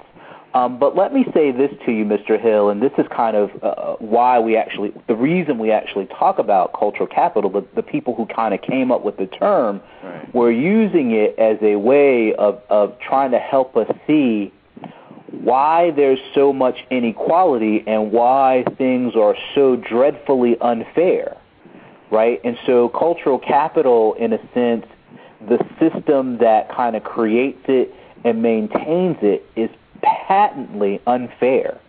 And so that most people end up with the same types of cultural capital and the same amount of it really throughout most of their lives, because the primary way, there are two primary vehicles through which people acquire different kinds of cultural capital. One is through their family, and the other is through formal institutions, primarily education, but some other ones as well. Could marriage be one? Marriage could certainly be one. People have, obviously, this, for centuries, people have married up, so to speak. But you probably also know that that's pretty rare. Right. So let's just one more question and I'll be done. Let's take the Gus talked about in his previous programs about the whole institution of pushing white men on black women. So let's say, for instance, a black woman who wants to move up culturally would marry someone who's white, who's perceived as having a good cultural capital, and she makes a decision based on good cultural capital. So she moves up her status based on her having low cultural status. Is that something that people consciously recognize or subconsciously recognize? Ooh, that's a great one. Like most really good questions, the answer to that is it depends. So this might be a strategy that people use in a very conscious way, right? So many people use marriage this way, right? They're trying to marry up into maybe a higher status category. So that happens a lot, and that may be done for a variety of different reasons. But the extent to which people do so, there's some parts of it may indeed be subconscious. In other words, cultural capital often comes to us in things that look like they're naturally occurring or just kind of individual, especially things like taste. Right? So you can imagine that when it comes to choosing a mate, if you talk to anybody, they're going to tell you, what they'll say to you is that, well, I have particular kinds of tastes. I only like this kind of man or this kind of woman, and that's just what I like. And most people don't really think that that is part of a broader system of inequality, that your tastes are, to some extent, manufactured. What you think is good is manufactured by this broader system of inequality. Most of us don't think like that. So there are some features of this that are quite likely to be very invisible or subconscious, as you say. Well, you answered my question. I'm going to give the floor to someone else. Okay.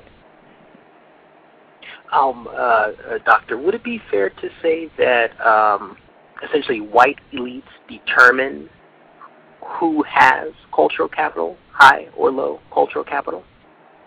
I would say there is truth to that statement, but I'd say that it is not the whole truth.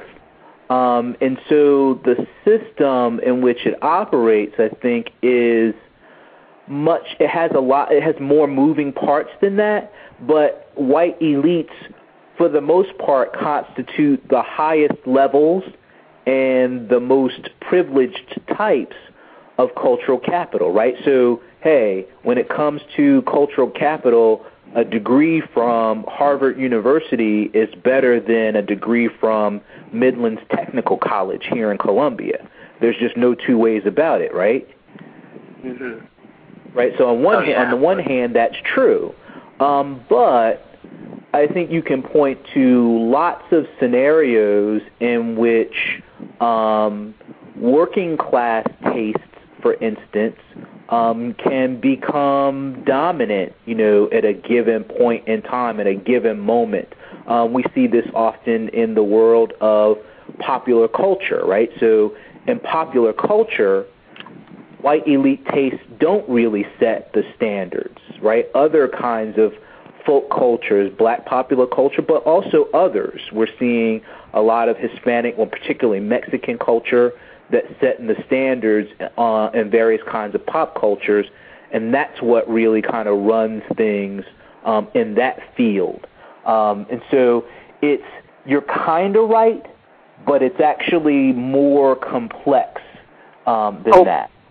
Gotcha, and I wasn't advocating that was or not. That was a question, but is cultural capital?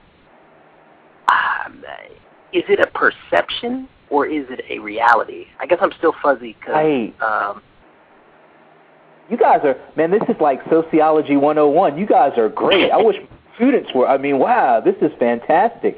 No, this is really good stuff because, listen, it's a difficult concept to kind of get your hands around.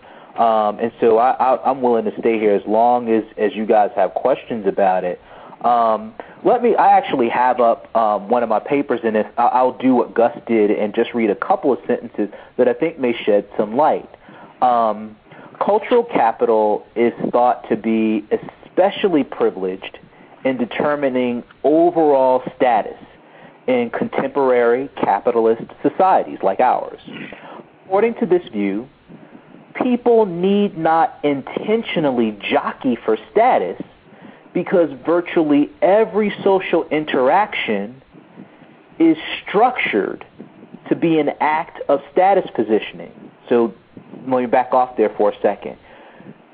When you ask perception versus reality, the answer in some ways is both, because everything that you and I do, all the actions that we undergo, are not neutral with respect to status. Whether you all are intentional about it, or I'm intentional about it, or not, whether we know it's happening or not, it's always sending a signal about how much status you have. So anything you do in the social world, right, becomes part of your status position.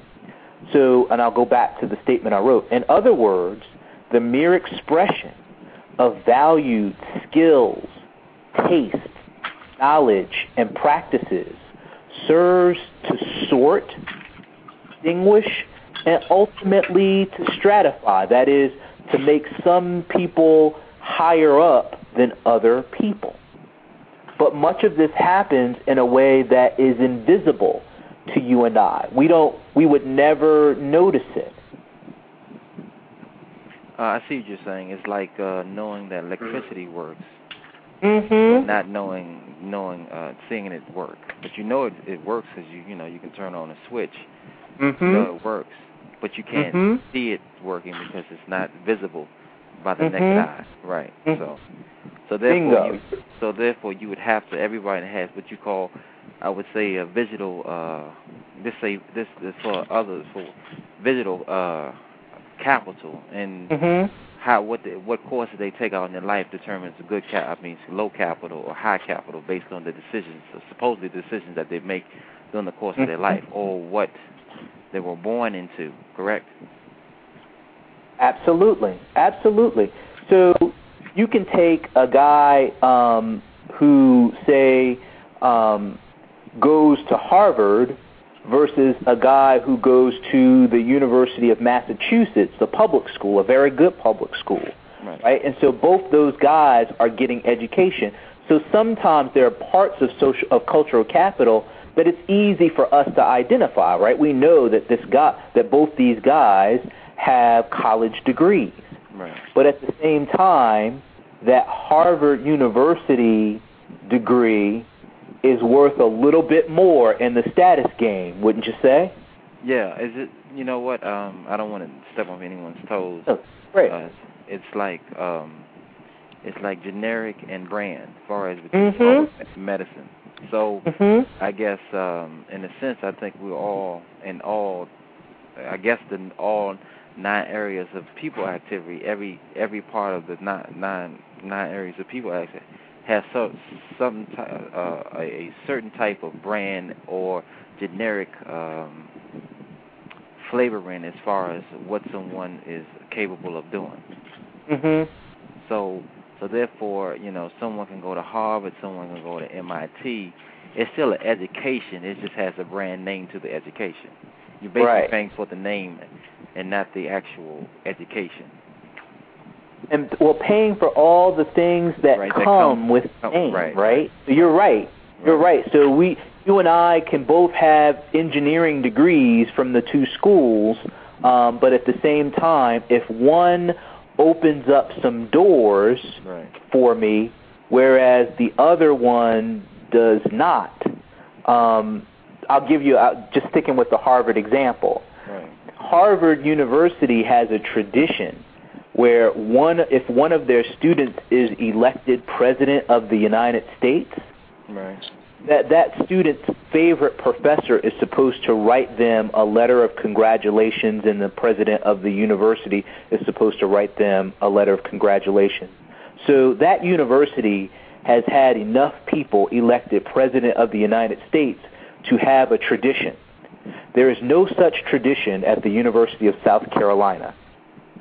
I happen to think South Carolina is a pretty good school, but we have not had enough people elected president to have any sort of tradition like that, right? And so if you're looking to be president of the United States and you come from a really wealthy family, wealthy enough to get yourself into an elite school, it's likely that you're going to go to Harvard, but you would never consider the University of South Carolina. Makes perfect sense. I mean, anyone who had the money would go to Harvard because you would always keep your status regardless all through your life versus going to South Carolina State or And in fact, the kinds of people who often go to Harvard, if you ask them, well, why did you go? It's like they probably couldn't even tell you that, well, it's a fine school, but that's where they're supposed to go, right? They wouldn't dream of something too terribly different. Like they might go to Princeton, but they would never dream of going to a place like South Carolina. Like it wouldn't even enter their thinking. Right? So the process is kind of invisible, even for something as obvious as that. I just wanted to toss in, since this is the context of white supremacy, that I think white as a racial category is like a brand. It's like the Harvard of the so-called racial categories. And black is like the exact opposite. I don't know how low you can go in terms of community college, but black is like, the messed up GED school around the corner. Right. In fact, one of the things that you may be aware of, and I don't know if your listeners are, but just from a marketing perspective, I'll tell you this interesting fact. One of the top-selling health and beauty products on the globe right now are skin whitening solutions and lotions. Skin whiteners are extraordinarily popular in Asian countries, particularly India. I've even heard that they're rising in popularity in Japan, and extremely popular in African countries, as you may not be surprised.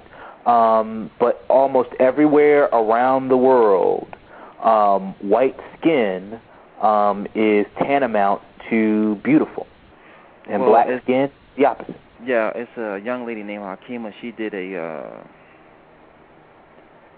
radio program on white skin bleaching creams, and she talked about Asians being the number one group of getting that. That's kind of funny because Gus did a couple of shows, I think yesterday, on a thing on tanning booths where they're going to be taxing people to do tanning. Mm-hmm. So it's kind of ironic. It's one right to the other, where you have a lot of white people who go and get tans, crazy, and then you have the Asian population who want to get skin bleaching. I've even heard of getting their eyes more European and not having so much have a slant to them. Right. Cosmetic surgery in Asian companies have gone skyrocket. Yes, they are. They are. And even the thing with tanning, tanning, I mean, it's unhealthy, but it doesn't fundamentally alter your skin, right? So even the extent to which whites are sort of changing themselves, A, the change is relatively temporary, and B, they're not being non-white, right? They're not altering the fundamental color of their skin, whereas these solutions fundamentally alter the color of your skin. A question for you, Doctor. Does an Obama presidency have an effect on those of African descent, on their cultural capital globally? And what is that effect to me? Right, that's a great question. I suspect that it has some impact on African Americans who are already high cultural capital, right? If you're already for African Americans, middle or upper middle class, the symbolism that comes from the presidency may be directly impactful for you, and that's just sort of, I think, hypothetical. I think for the masses of African Americans, most of whom have low cultural capital, I don't know that that's necessarily true, right? Because one thing that we know about how white supremacy works in the United States is that white people are really good at making exceptions, right? So that, even if some, and there's some folks, and I live in South Carolina, so there are some folks down here who, let's just say, they didn't vote for him, and they'll tell you that in a minute. But even folks who might grudgingly say that, this guy is competent and so forth, that has no implications whatsoever for the African Americans that they deal with. I think that in some respects it's clear that he was better than the alternative, but it's pretty easy to oversell any direct impact that he might have. My personal opinion, I really don't think he have white people still see him as a nigger, and it doesn't really matter what he does in America. They will all see us as niggers. In my opinion, it's just like you was talking about black males who try to change their look, or go on the airline and maybe put on a shirt and change their look. It still doesn't matter, because white is right, and they're going to still mistreat you because you're not white. So, in my opinion, I think it would be better off you just dressing the way you are, or coming to a situation like to the airport. It's no reason to change your look, because you're not going to get the same treatment, because ultimately you can't change your skin. So, Right.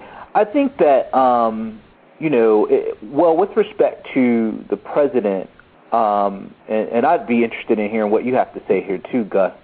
I certainly think that there is a segment, and a rather sizable segment, of the public for whom what you say is absolutely true. I think, on the other hand, there is this sort of, Obama in many ways, I think for many people, represents a kind of, at least in their mind, a break from the past. That there is this sort of taste for diversity that many people have, and that's very central to how they see themselves. And so they actually probably don't see him the same way that many of the Bubbas who live down here see him. And so, that in and of itself is, it's notable. It may or may not be important, but it is at least notable. I don't know what your thoughts on that are, Gus.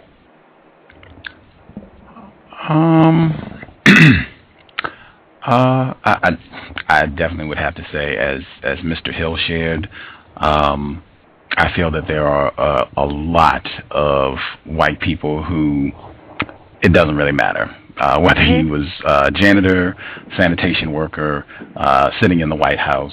In fact, I've consistently referenced the reports that have shown where white people have been furious about him having his feet on the desk. And they had contrast photographs where President Obama had his feet on the desk and President Bush had his feet on the desk. And no one had any gripes about President Bush having his feet on the desk. What's going on here? So I guess that would be, I'm pretty much in agreement with Mr. Hill.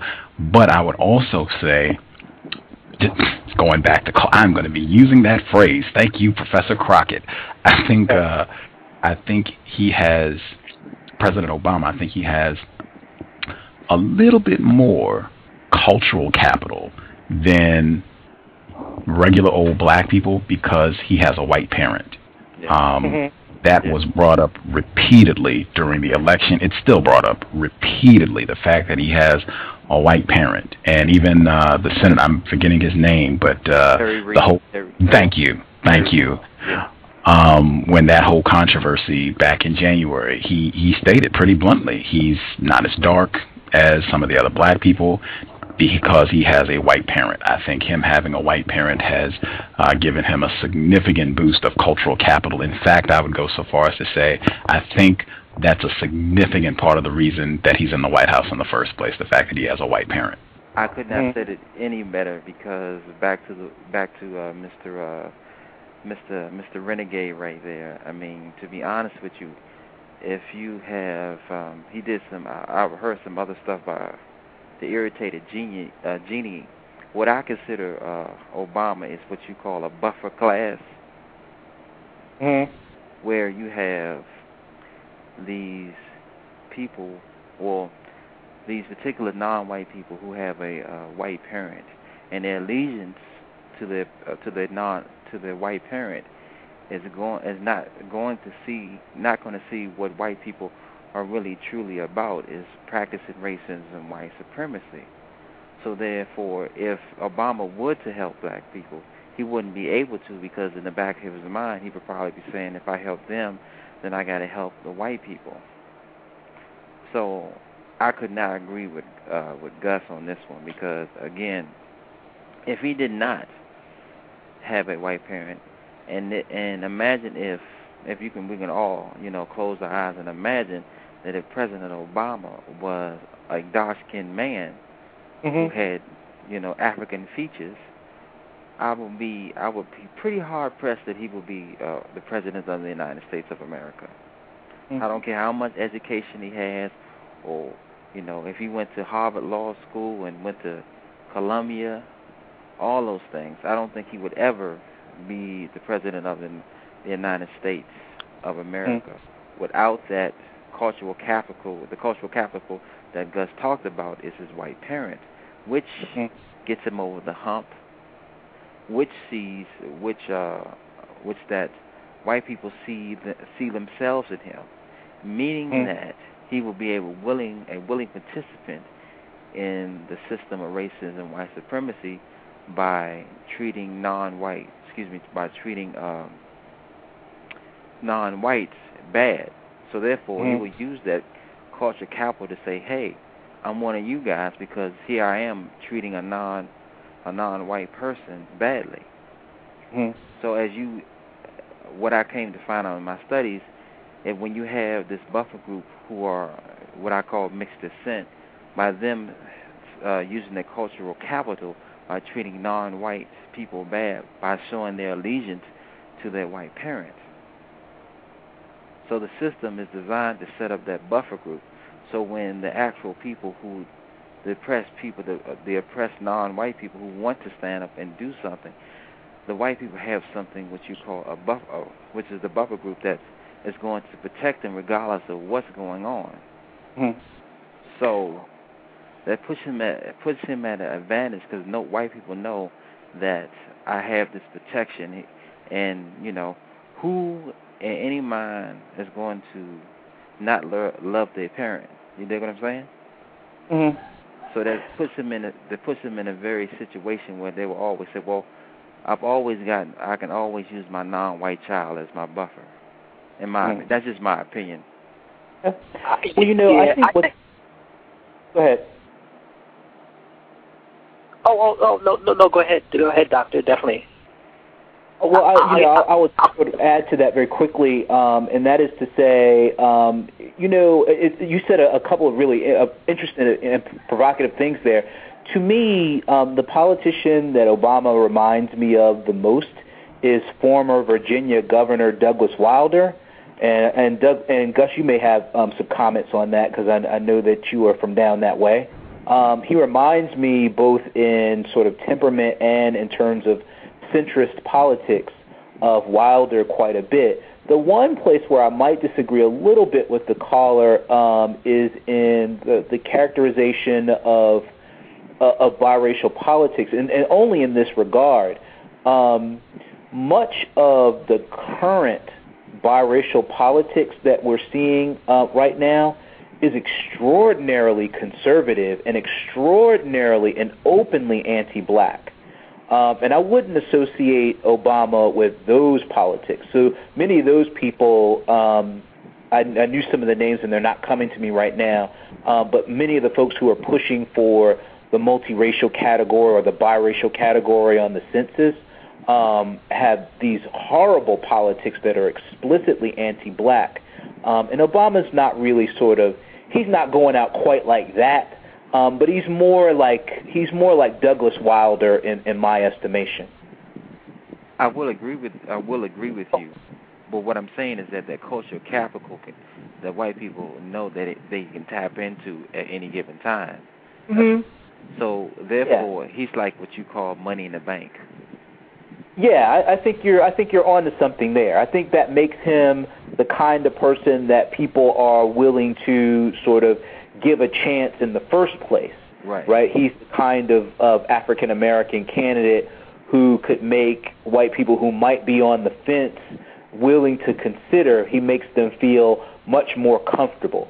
And so I think you're definitely on to something there. Absolutely. Even with him marrying a African American woman, which is clearly Michelle Obama, with her credentials, if you couldn't even make if you was a white person and you saw them, you couldn't really make a stink because she's just as accomplished as he is. Absolutely. So they know that they really can't get at her, but they know for a fact that he has a white grandmother, he has a white grandfather. If you ever read his book, he talks about why he changed his name to Barry, then Barack. So he knew at an early age how racism, white supremacy worked, because if you read his book, he talks about why he changed his name. He talks about how if you be nice to white people and you don't talk about this and you don't talk about that, they seem to like you. Right. And by him playing basketball and by him being what you would call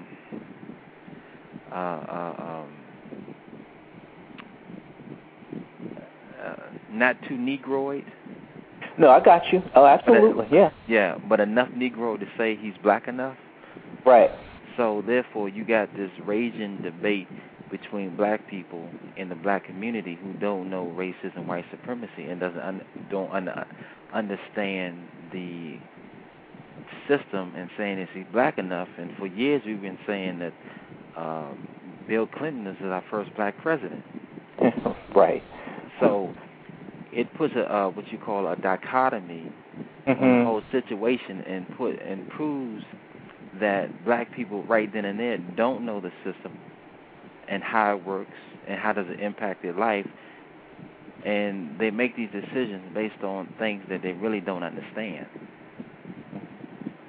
So, for me, they're just biding their time and waiting for the right opportunity for something to happen, and say, "See, I told you, Barack Obama is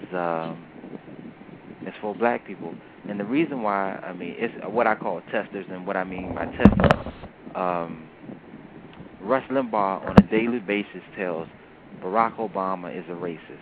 That right there, he does that to do the pressure, to see where, and I'm sure he's listening, and he's probably saying to himself, I'm not this and I'm not that, and then he falls right into the trap of not understanding racism, white supremacy, falls right into the trap into listening to Rush Limbaugh saying I'm not a racist, and then he turns around and does something that is going to benefit white people anyway, because he has the loyalty of a white parent. So that it sets him up as being a buffer for white people. You know, I think the Obama presidency, I think it actually is pretty significant. I don't think we can just be like, this changes nothing. I mean, I think it changes something. I mean, it's not the end all be all, but I think already the impact for African Americans from a lot of the Obama legislation, I think we could say he's already done more for people of color than any modern president. Just right there with the health care, that's going to disproportionately benefit people of color, or the drug law, repealing that's going to keep a lot of us out of jail that would have been going to jail. So I think Obama it is significant that he's in there. It does have some sort of effect on cultural capital and on the lives of people of color in America. It's not the end-all, be-all. I don't perceive him as being a buffer class. He's black. I'm sorry. I understand, but at the same time, that gives the... Hello? You're on. We hear you. It gives them it gives the white supremacists a more refined way to practice racism and white supremacy, in my opinion, by him being elected. See, it also can work in a good way, and also to me, it's like a chess move. The chess move was to put him out there and to be able to say, look, there's no excuses. You can be president of the United States, no excuses. And that's just a smokescreen.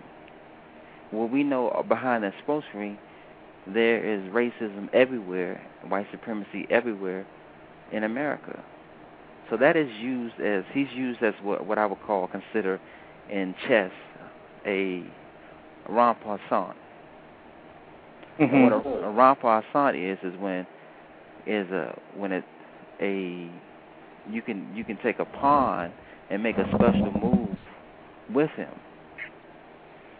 or you can take a pawn and switch pieces. So someone switched in a piece and put him on the chessboard and used him as what I would call a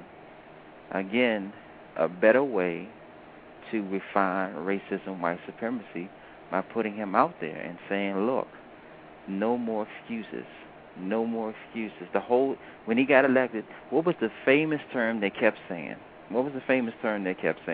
Anybody know? Yes, we can. Nah, this is a post-racial society now. And that was the setup. this is post-racial. He's post-racial. He has transcended race and gender and all the other isms you could possibly think of. He didn't disguise and open, and the rockets blared. He's just everything. So can I hang in? Can I hop in really quick? Because I feel like the President Obama causes, that could go on for a long time. Right, go ahead, bro. I'll right on in. No problem. I would use Professor Crockett's term, perhaps, casting for equality. That might fit what we talked about earlier. There you go. I would say great segue. If you have the time, Professor Crockett, I wanted to ask you really brief, and you can be brief with this one, because I did read the study that you did on cigarette smoking. The title of that one, Cigarette Smoking and Perceived Risk, a multi-dimensional investigation, because that's also very relevant to the discussion of racism.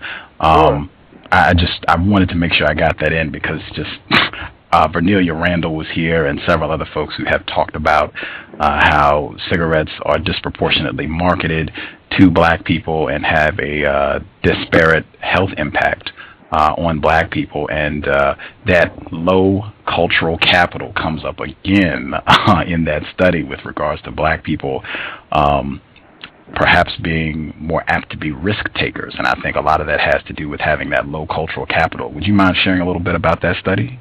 Sure thing, and I can do that in just in a few quick sentences. Man, you were on the Wayback Machine there.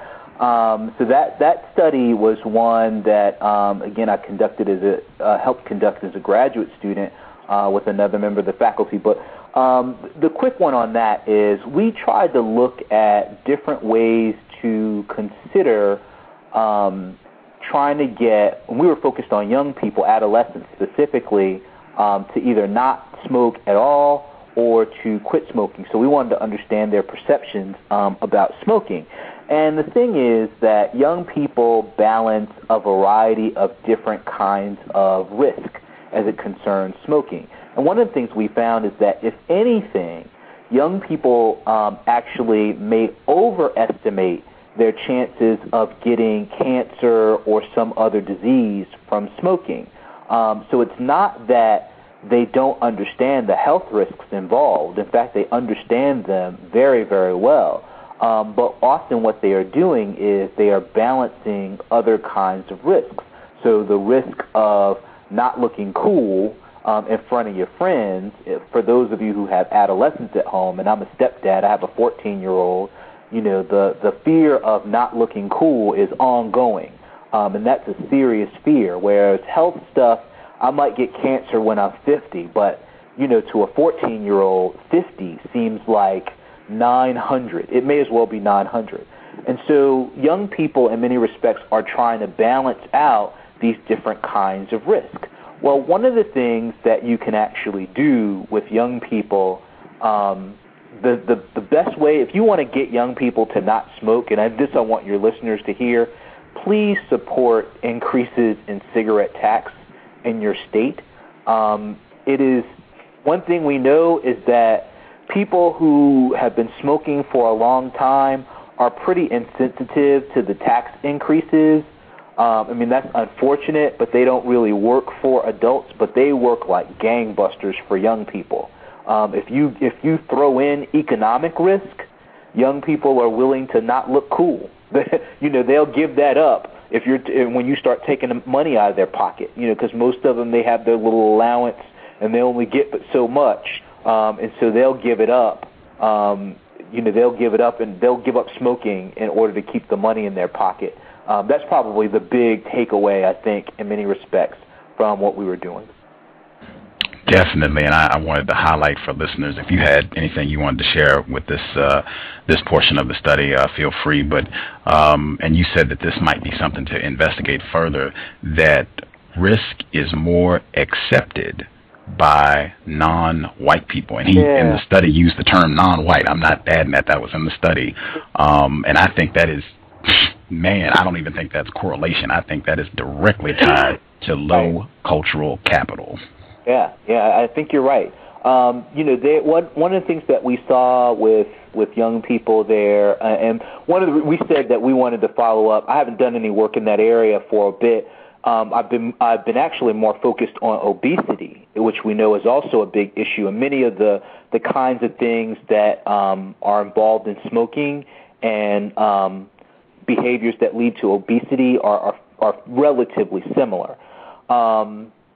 The amount of risk is directed to low cultural capital, and particularly because all young people tend to have a short-term orientation, but our young people often have very, very short-term orientation. They're just not really thinking about what is possible down the line. They're really just thinking about right now, and some of that has to do with the conditions under which they live.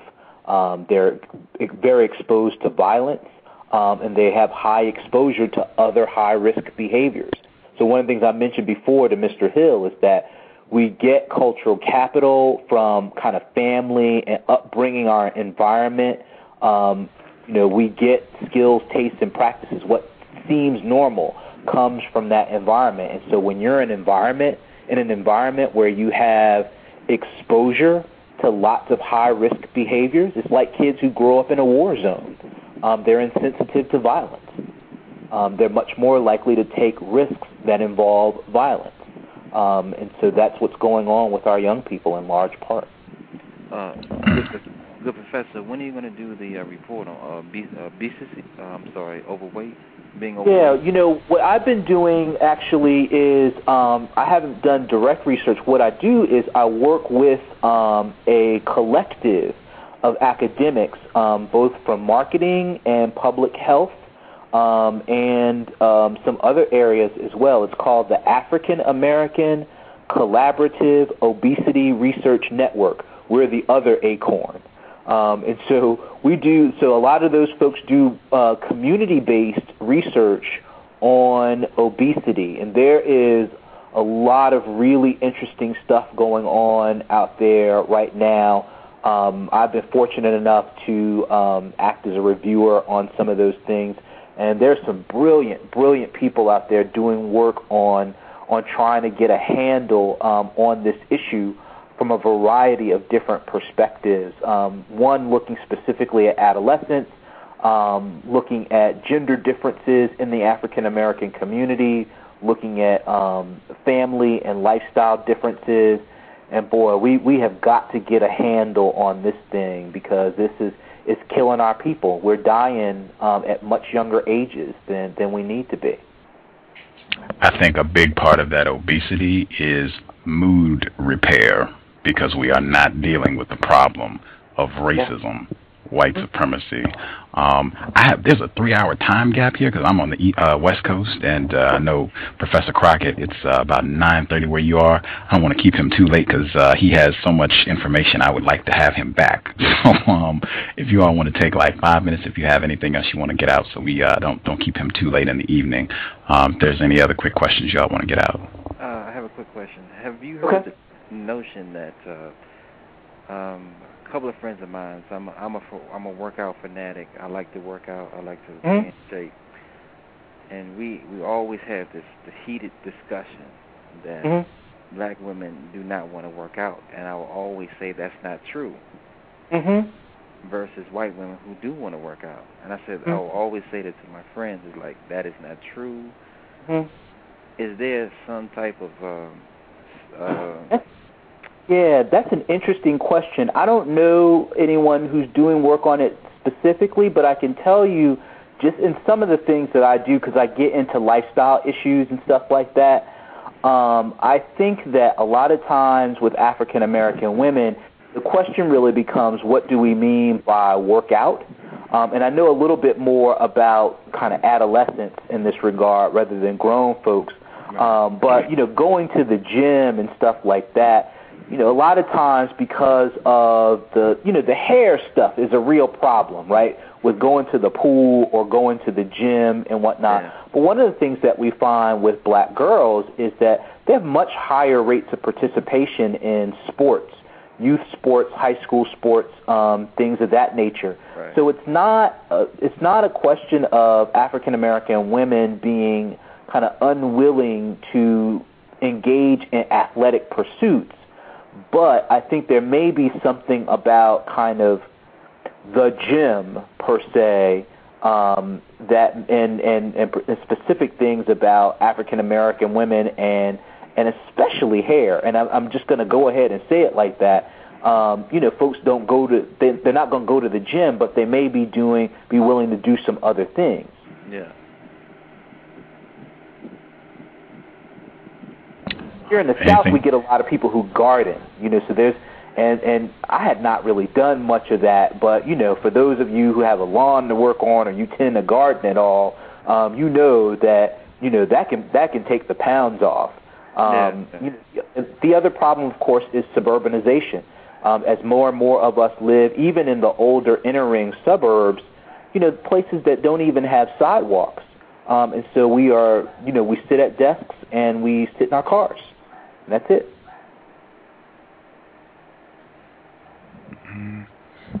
Last quick one. Anything? Oh, I'm good. All right. Outstanding. Man, I am extremely grateful you were able to share some of your time with us and stayed extra. Man, I hope folks paid attention. I feel like I learned a ton, and I had read the reports before you came on the program, and I still feel like I learned a lot. Thank you so much for speaking with us this evening, and I definitely want to be in touch to have you back when you get some more of this information out. Sure thing. Well, you know what? Well, first of all, thank you all, and particularly to your listeners and the two callers who called in. This was educational for me, so I really enjoyed it. What we did tonight is a lot like what I do in my research.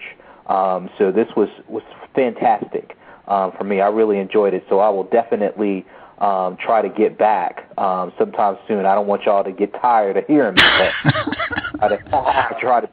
The other thing I want to do, Gus, is I think maybe what I'll do is try to write up a couple things on cultural capital since we spent so much time there, and maybe I don't know if there's a place for you to post it or a place for you to maybe make it available to folks who are interested, but maybe just a couple of pages that people can go through so they're more familiar with the term and kind of what it relates to? Please, anything you would like to share. Okay. If you can get it to me, I guess as a PDF file, I can link it as a PDF file, and they'll be able to read it the exact way you send it to me. All right, I'll do that then. I'll try to get that to you before the weekend's out. If I don't do it quick, it's done, right? So I'll try to get it to you either tomorrow or Friday. Okay. So I mean, nothing too fancy, but it should kind of give you a primer, and also maybe put together a little bibliography of things that you can get from your library that'll maybe give you some insight into some of these issues. Man, scholar and a gentleman. Thank you, man. I cannot get the gratitude out. I'm just super appreciative, sir. Yeah, I'll definitely be in touch about having you back as soon as possible. It was a real pleasure to speak with you this evening, sir. Okay. Well, you all take care, and best wishes, and you all stay safe, all right? Will do. You too. Take care of the family, sir. All right, then. Good night. Good night. I'm going to play a quick commercial and plug the two shows coming up, Dr. Welsing tomorrow, and we will wrap this up quick so I can prep for Dr. Welsing tomorrow. But quick commercial, I'll be right back if y'all want to get in a quick word, and it'll be really quick, right back after this commercial. Is racism hurting you? On issues of race, are you unable to speak, think, and act with clarity and confidence? Are you tired of laughing when nothing is funny, smiling when you are not happy, agreeing when you really disagree?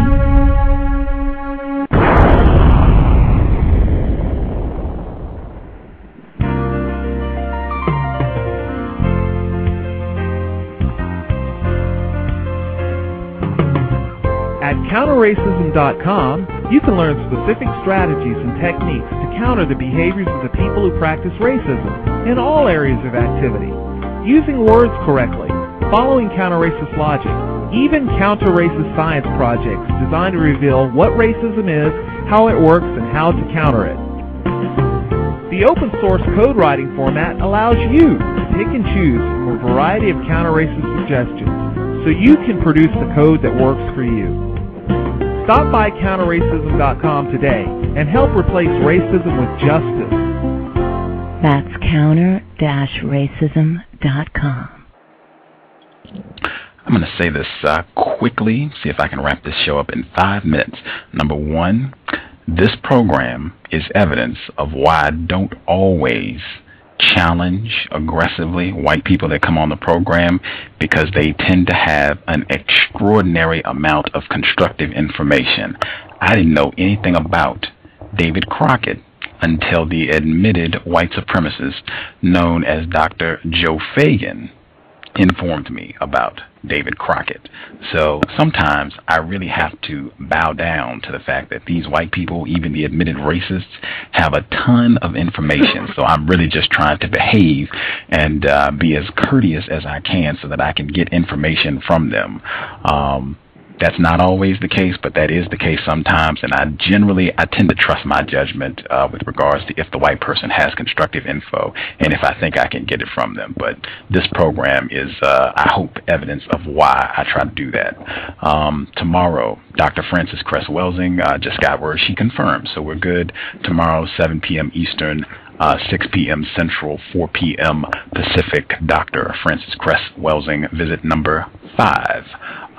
Friday, back-to-back psychiatrist, psychologist, Umar Abdullah Johnson will be here Friday, 5 p.m. Eastern, 4 p.m. Central, 2 p.m. Pacific. If you haven't heard him, click that link. There's a video you can watch. It's like about an hour and a half. Man, make sure you catch the Friday program. That's all I have to say. If you all have anything you want to share about this program, 3 minutes, and then I'm going to prep for tomorrow's program. Oh, I was just going to say, it was really constructive. I have a very quick question or request for you, Gus, concerning the 2 upcoming interviews that you've got. Let's hear it. Okay. I wanted to request a special dispensation for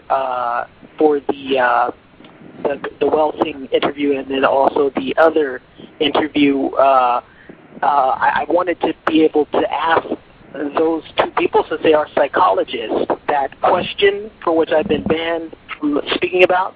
I wanted to see if we could get if I could get a special exception for the 2 following interviews, given their expertise in that type of thing. Or I would suspect they probably will have some constructive information for us both on that topic.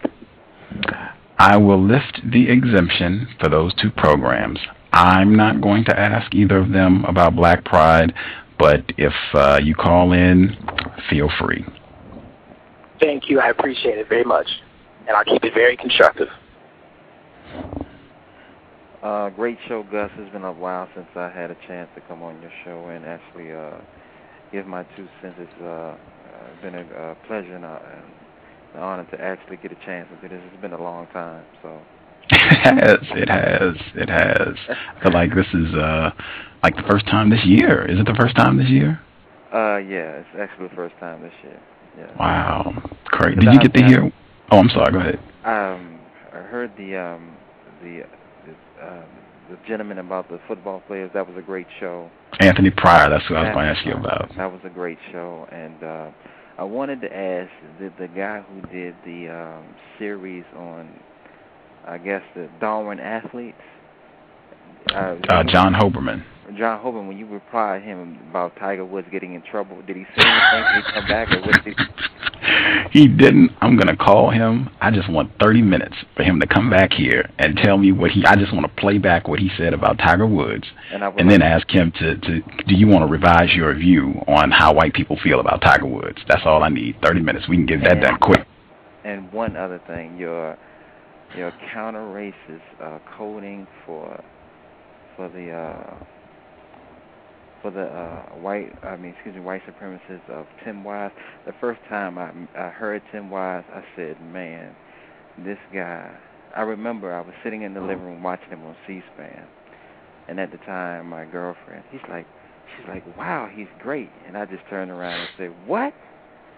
I said, I don't even like him. And like she kept, and I was just like saying to myself, this guy's been around too many black people because he sounds like a Southern preacher.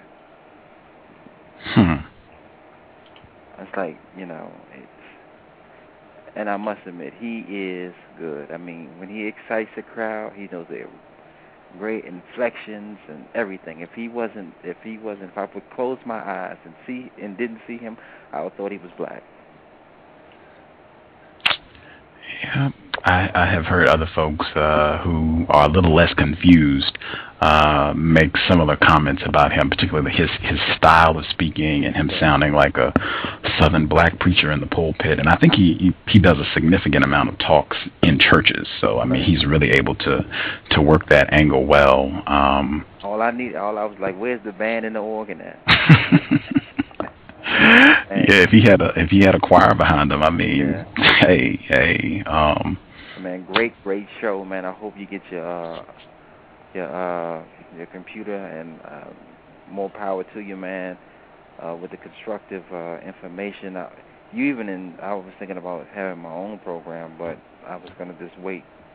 But anyway, man, I love what you're doing. Keep up the good work, and I know that the Quantum Code is not to take any praise, but it's always, I just always wanted to let you know you're doing a wonderful job, and keep up the good work. Appreciate it. Still got to drop my code. Right. So what? Replace white supremacy with and justice. No smoothies, right? No smoothies, right? I'll take a smoothie. The person who suggested or who offered the smoothies by mail, they were, I guess they didn't feel I was appreciative, and I was messing around when I said that. But yeah, the bottom line: replace white supremacy with justice as soon as possible. That's the best. Are you doing any shows? I just closed my browser, so I can't. I'd have to do some work to open my browser back up to see. No, I'm just saying that she is, because I went on the website and I didn't see anything. So. Oh, okay. Well, yeah, you know as much as I do. I'm sure she's working on. I'm sure she's got some things coming up, but yeah, I don't. I must admit, those MacBook Pros, man, I'm not a fan of Mac. I'm more of a PC guy, and I deal with computers that's my profession. But those MacBook Pros are really, really sleek and sexy. I'm serious. Those are some pretty computers. I've seen them. That's the same. If you want to go for sleek and sexy, it is it. I mean, it is a beautiful computer. I said the same thing. I don't own a computer, but I have had access to use a MacBook Pro extensively. They don't just look nice. Those are very nice computers. They are efficient. They work well. You can get work done, and that's why I want one. I want a very nice computer so that I can do quality broadcasts and not have a care in the world about technology failing me. MacBook Pros are, man. And they just added the an Intel chip, so. Mm-hmm. Yeah. Yeah, I went and one of my friends had one. I was thinking to myself as he was using it, and I was like, thinking of you. It's like, I see why Gus would want one. I mean, I'm not even a Mac fan, but I was like, man, I was going to put my PC away. I'm glad to hear that. I hope people, if you think the program is constructive, there you go. You can assist in the program continuing with me getting a MacBook Pro. Thank you to everybody who has contributed. I'll update the folks who have invested tomorrow when I have my browser open. But thank you to everyone who has invested. I appreciate it. Hopefully we'll get it done so I can get that MacBook Pro and keep the shows coming out if you all find them constructive. I'm going to prep for Dr. Welsing tomorrow, 7 p.m. Eastern, 4 p.m. Pacific. Thank you, everyone, for tuning in to the broadcast. I hope it was worthy of your time and energy, and we will be back tomorrow. Replace white supremacy with justice as soon as possible. Thank you. Cal signing.